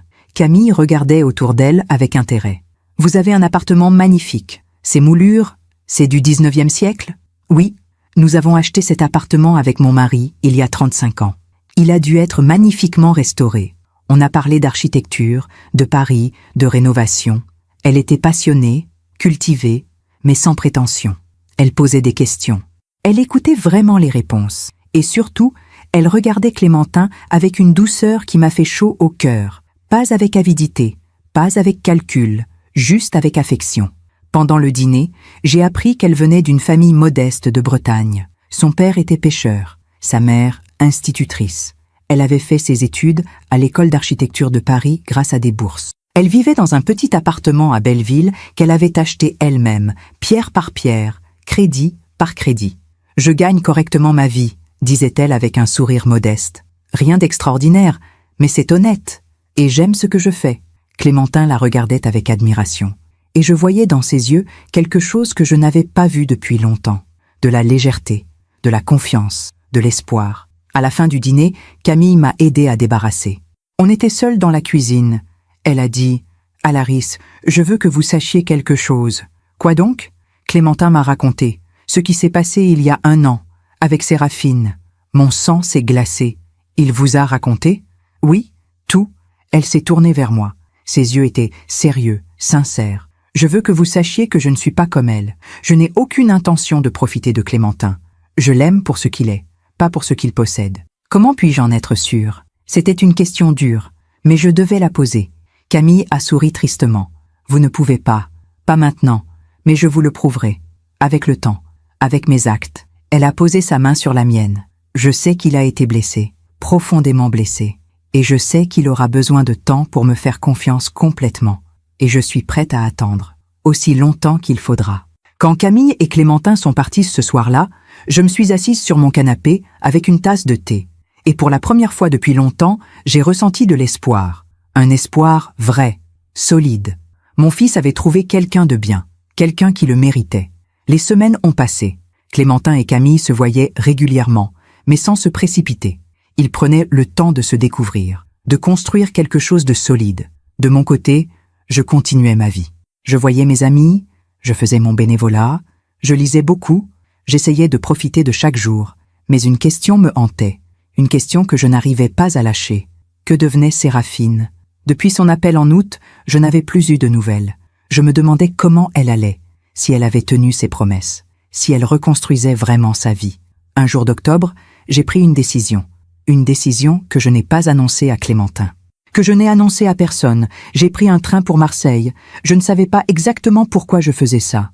Peut-être par curiosité, peut-être par besoin de fermer vraiment cette page, peut-être simplement pour vérifier que Séraphine disait la vérité. Je suis arrivée à Marseille en fin de matinée. Le soleil brillait, l'air sentait la mer et les épices. C'était magnifique. J'ai pris un taxi jusqu'au Vieux-Port. J'ai marché le long des quais, observant les bateaux, les restaurants, les touristes, et puis, je l'ai vue. Séraphine travaillait dans un petit restaurant traditionnel, niché dans une ruelle étroite près du port. Le restaurant s'appelait La Calanque Bleue, une façade bleu ciel, des tables en bois, des nappes à carreaux. Elle portait un uniforme noir et blanc. Ses cheveux étaient attachés en chignon simple. Pas de maquillage sophistiqué, pas de bijoux. Juste un petit tablier et un sourire poli. Je me suis assise à une table en terrasse. J'ai attendu. Quelques minutes plus tard, elle est sortie du restaurant avec un plateau. Elle s'est dirigée vers ma table. Et puis elle m'a vue. Son visage s'est décomposé. Le plateau a failli lui échapper des mains. Elle est devenue blanche comme un linge. Madame Fontange. Sa voix tremblait. « Bonjour, Séraphine. » Elle a regardé autour d'elle, paniquée, comme si elle cherchait une issue. « Je ne comprends pas. Qu'est-ce que vous faites ici? Je voulais te voir, m'assurer que tu allais bien. » Elle a posé le plateau sur une table vide. Ses mains tremblaient. « Vous voulez me parler? » « Oui, si tu as un moment. » Elle a regardé vers l'intérieur du restaurant, hésitante. « J'ai une pause dans 20 minutes. Vous pouvez m'attendre? » « Bien sûr. » J'ai commandé une salade niçoise et un verre de rosé. J'ai mangé lentement, observant Séraphine travailler. Elle servait les clients avec efficacité et politesse. Elle ne se plaignait pas. Elle ne rechignait pas. Elle faisait son travail avec dignité. 20 minutes plus tard, elle est revenue. Elle s'est assise en face de moi, nerveuse, les mains jointes sur la table. « Madame Fontange, pourquoi êtes-vous venue? Je te l'ai dit, pour m'assurer que tu allais bien. Mais pourquoi? Après tout ce que je vous ai fait, parce que ta lettre était sincère, et ton appel aussi. Et je voulais voir par moi-même si tu reconstruisais vraiment ta vie. » Elle a baissé les yeux. J'essaie. C'est dur, mais j'essaie. Parle-moi. Comment vas-tu vraiment? Séraphine a pris une grande inspiration, puis elle a commencé à parler. Elle vivait dans un studio de 20 mètres carrés avec ses parents. Ils partageaient l'espace. Son père dormait sur un canapé-lit dans le salon. Sa mère et elle partagèrent la chambre. Son père travaillait dans un entrepôt. Il chargeait et déchargeait des cartons toute la journée. C'était un travail épuisant pour un homme de son âge, mais c'était tout ce qu'il avait pu trouver. Sa mère allait mieux. Elle suivait une thérapie. Elle avait trouvé un petit travail à temps partiel dans une bibliothèque municipale. Elle lisait aux enfants le mercredi après-midi. Et Séraphine, elle travaillait comme serveuse 6 jours par semaine. Elle gagnait 1300 € par mois. Ce n'était pas beaucoup, mais c'était honnête. « On a remboursé une partie de nos dettes, » disait-elle. Petit à petit, on a mis en place un échéancier avec les créanciers. Dans 10 ans, si tout va bien, on sera libre. 10 ans, c'est long. Oui, mais c'est mérité. Elle a levé les yeux vers moi. Des larmes brillaient dans ses yeux. « Madame Fontange, je sais que je ne peux pas effacer ce que j'ai fait. Je ne peux pas réparer le mal que j'ai causé à Clémentin.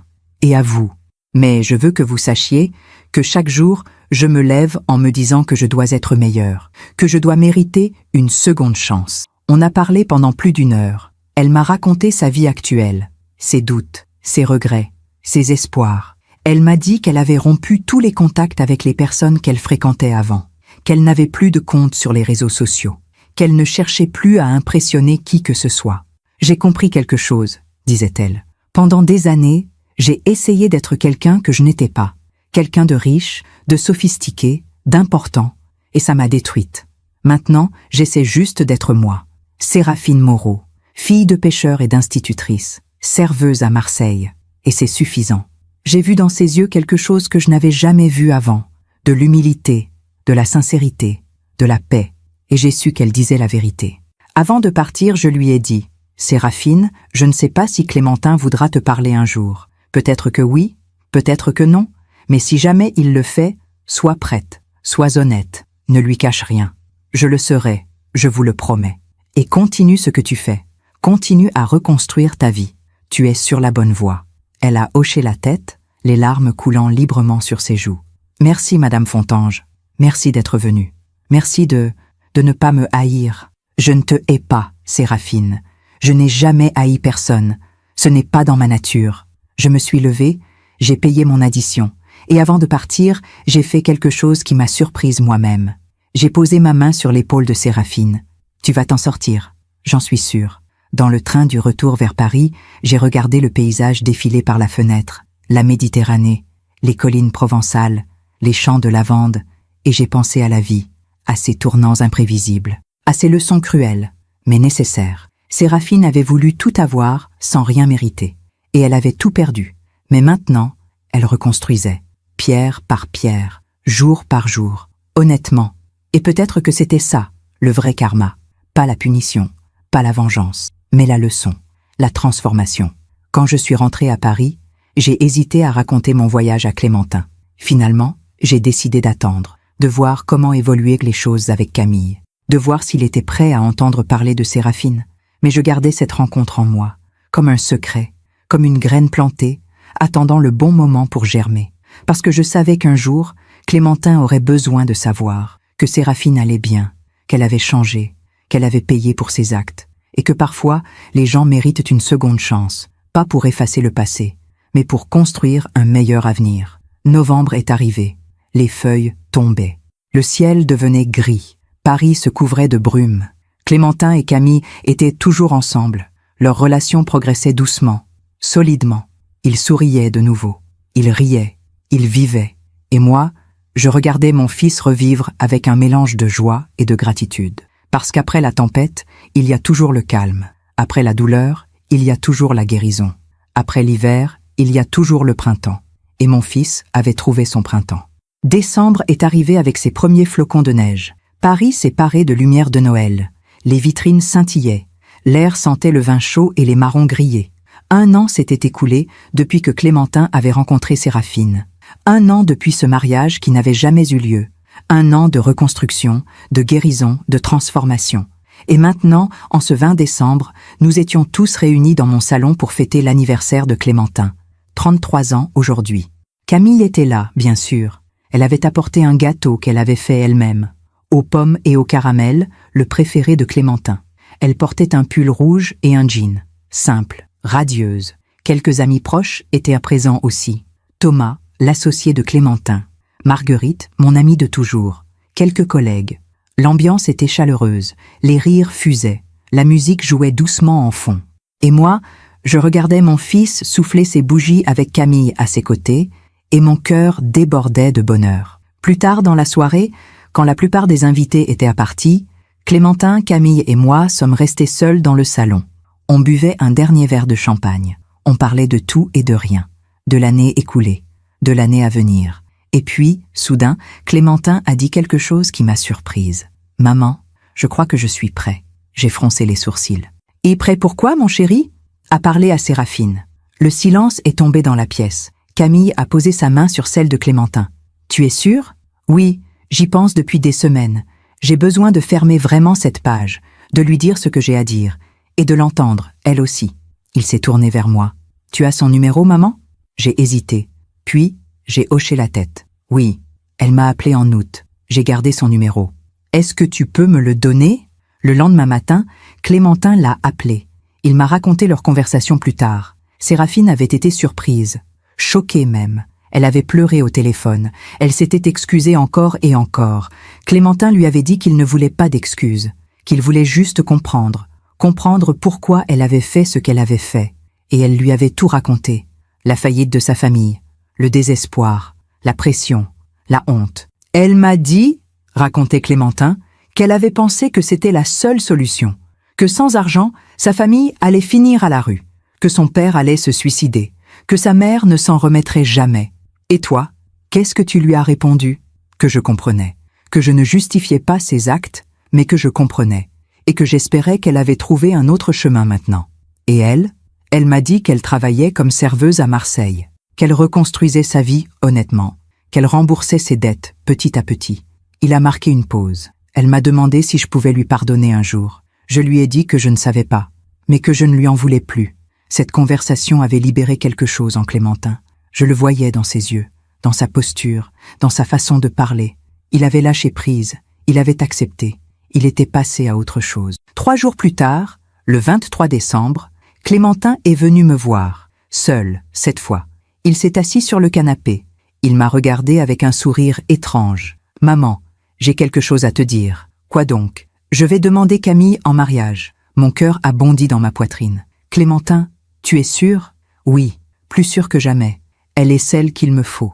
Je le sais, je le sens. Mais, après ce qui s'est passé avec Séraphine, justement, après ce qui s'est passé, je sais reconnaître ce qui est vrai. Et Camille est vraie, complètement vraie. Des larmes de joie ont coulé sur mes joues. Oh mon chéri, je suis tellement heureuse pour toi. Je vais lui demander le soir du Nouvel An, chez moi, juste elle et moi. C'est parfait. Il m'a serré dans ses bras. Merci maman, pour tout, pour avoir été là, pour ne jamais avoir abandonné. Je serai toujours là mon chéri, toujours. Le 1er janvier, à midi, mon téléphone a sonné. C'était Clémentine. Sa voix tremblait d'émotion. Maman, elle a dit oui. J'ai éclaté en sanglots de joie. Oh mon Dieu, mon chéri, je suis tellement heureuse. Elle pleure. Je pleure. On est ridicule. Non, vous êtes amoureux. On a ri et pleuré ensemble au téléphone. Et j'ai pensé, la vie est étrange. Elle nous fait tomber. Elle nous brise. Mais elle nous relève aussi. Elle nous guérit. Elle nous offre de nouvelles chances. Et mon fils avait trouvé sa seconde chance. Une vraie. Une belle. Une qui durerait. Février. 1 an et demi après le mariage annulé. Clémentine et Camille ont organisé leurs fiançailles. Une petite fête intime. Juste la famille proche et quelques amis. Rien d'extravagant. Rien de tape à l'œil. Juste de l'amour, de la simplicité, de la sincérité. Ce soir-là, en regardant mon fils danser avec sa fiancée, j'ai repensé à tout ce qui s'était passé. À Séraphine, à sa trahison, à l'humiliation dans la chapelle, à la douleur, à la colère, et puis à la reconstruction, à la guérison, à Camille, à l'amour retrouvé. Et j'ai compris quelque chose. La vie nous envoie parfois des épreuves terribles, des trahisons, des mensonges, des douleurs qu'on croit insurmontables. Mais ces épreuves ne sont pas là pour nous détruire. Elles sont là pour nous enseigner, pour nous transformer, pour nous rendre plus forts, plus sages, plus humains. Séraphine avait essayé de détruire mon fils, mais elle l'avait rendu plus prudent, plus attentif, plus capable de reconnaître ce qui est vrai. Et paradoxalement, sans Séraphine, Clémentine n'aurait peut-être jamais apprécié Camille à sa juste valeur. Il n'aurait peut-être jamais su reconnaître l'authenticité quand elle se présentait. C'était ça, la justice karmique. Pas la vengeance, pas la punition, mais la leçon, la transformation, l'équilibre. Séraphine avait payé pour ses actes. Elle vivait maintenant, humblement, honnêtement, reconstruisant sa vie pierre par pierre. Et Clémentine avait trouvé le bonheur, un vrai bonheur, mérité, solide. La vie avait rendu à chacun ce qu'il méritait. Aujourd'hui, nous sommes en septembre, 2 ans exactement après ce mariage qui n'a jamais eu lieu. Je suis assise sur mon balcon, une tasse de thé entre les mains, regardant le soleil se coucher sur Paris. Le ciel est rose et or, les toits brillent. C'est magnifique. Dans 1 semaine, Clémentine et Camille vont se marier. Pour de vrai, cette fois. Ce sera une cérémonie simple, 30 personnes, une petite salle dans une mairie du Marais, un déjeuner dans un restaurant que Camille adore. Rien d'extravagant, juste l'essentiel, l'amour, la famille, les amis. Clémentine m'a demandé d'être son témoin. J'ai pleuré quand il me l'a annoncé. Ce matin, j'ai reçu une lettre. Encore une fois, glissée sous ma porte. Encore une fois, sans adresse d'expéditeur. Mais cette fois, je savais qu'il avait envoyé avant même de l'ouvrir. Madame Fontange, j'ai appris par une connaissance commune que Clémentine allait se marier. Je voulais vous écrire pour vous dire à quel point je suis heureuse pour lui. Je ne lui souhaite que du bonheur, tout le bonheur qu'il mérite et que je n'aurais jamais pu lui donner. Ma vie a beaucoup changé. J'ai quitté Marseille il y a 3 mois. Je vis maintenant à Bordeaux. J'ai trouvé un emploi stable dans une agence immobilière. Rien de glorieux, mais c'est honnête. Mes parents vont mieux. Nous avons remboursé la moitié de nos dettes. Je ne cherche plus à être quelqu'un que je ne suis pas. J'ai appris à accepter qui je suis. Une femme simple, avec des erreurs dans son passé, mais qui essaie chaque jour d'être meilleure. Dites à Clémentin que je lui souhaite tout le bonheur du monde et remerciez-le pour moi. Parce que ce qu'il m'a fait ce jour-là dans la chapelle, aussi cruel que c'était, m'a sauvé, m'a obligé à regarder la vérité en face, m'a forcé à changer. Je ne sais pas si nos chemins se recroiseront un jour. Probablement pas. Et c'est bien ainsi. Je vous souhaite, à vous aussi, tout le bonheur que vous méritez. Vous êtes une femme remarquable. Clémentin a beaucoup de chance de vous avoir. Avec toute ma gratitude, Séraphine. J'ai replié la lettre. Je l'ai glissée dans le tiroir de mon secrétaire, à côté de la première. Et j'ai pensé, voilà, c'est vraiment fini maintenant. Séraphine a trouvé son chemin. Clémentin a trouvé le sien. Et moi, j'ai retrouvé la paix. Le jour du mariage est arrivé. C'était un samedi lumineux. Le ciel était d'un bleu parfait. Pas un nuage. Camille portait une robe simple, en dentelle ivoire, avec un bouquet de pivoine blanche. Ses cheveux étaient détachés, avec juste une petite barrette en perles. Elle était magnifique, pas sophistiquée, pas tape à l'œil, juste belle, vraiment belle. Clémentin portait un costume gris clair. Il souriait, un sourire vrai, lumineux, libéré. Quand le maire a prononcé les mots « Je vous déclare unis par les liens du mariage », tout le monde a applaudi. Clémentin a embrassé Camille, longuement, tendrement. Et moi, debout au premier rang, j'ai pleuré de joie. Pendant le déjeuner, Clémentin s'est levé pour faire un discours. Je veux remercier tout le monde d'être ici aujourd'hui. Et je veux remercier particulièrement 2 personnes.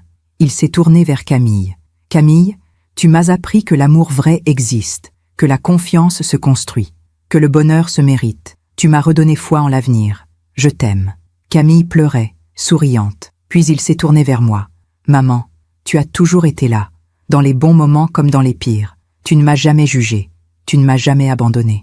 Tu m'as appris la dignité, l'honnêteté, l'amour inconditionnel. Tout ce que je suis, je te le dois. Merci. Il a levé son verre. À l'amour. Au vrai. À l'amour. Ce soir-là, en rentrant chez moi, j'ai retrouvé ma petite broche en argent. Celle avec la perle blanche. Celle qu'Henri m'avait offerte il y a tant d'années. Celle que j'avais portée le jour du mariage annulé. Je l'ai tenue dans ma main. Je l'ai regardée briller sous la lumière de ma lampe. Et j'ai pensé, cette broche a traversé tant de choses, des joies, des peines, des trahisons, des retrouvailles, comme moi, comme Clémentin, comme nous tous. Si mon histoire vous a touché, si elle a résonné en vous d'une manière ou d'une autre, alors tout cela aura eu un sens. Parce que la vie n'est pas faite que de moments parfaits. Elle est faite aussi de chutes, d'erreurs, de trahisons. Mais c'est ce que nous faisons après la chute qui nous définit. Comment nous nous relevons? Comment nous reconstruisons? Comment nous transformons la douleur en sagesse? Séraphine a appris cette leçon. Clémentin aussi, et moi aussi à ma façon. Et je l'espère, pour vous aussi, que vous puissiez transformer vos épreuves en force, vos douleurs en sagesse, vos chutes en envol. Merci de m'avoir écouté jusqu'au bout. Si cette histoire a touché votre cœur, abonnez-vous et activez la cloche pour entendre d'autres femmes qui ont transformé la douleur en sagesse. Chaque jour, une femme, une leçon de vie. Partagez cette histoire avec quelqu'un que vous aimez. Parfois, une histoire change toute une journée. Que Dieu vous bénisse et à très bientôt.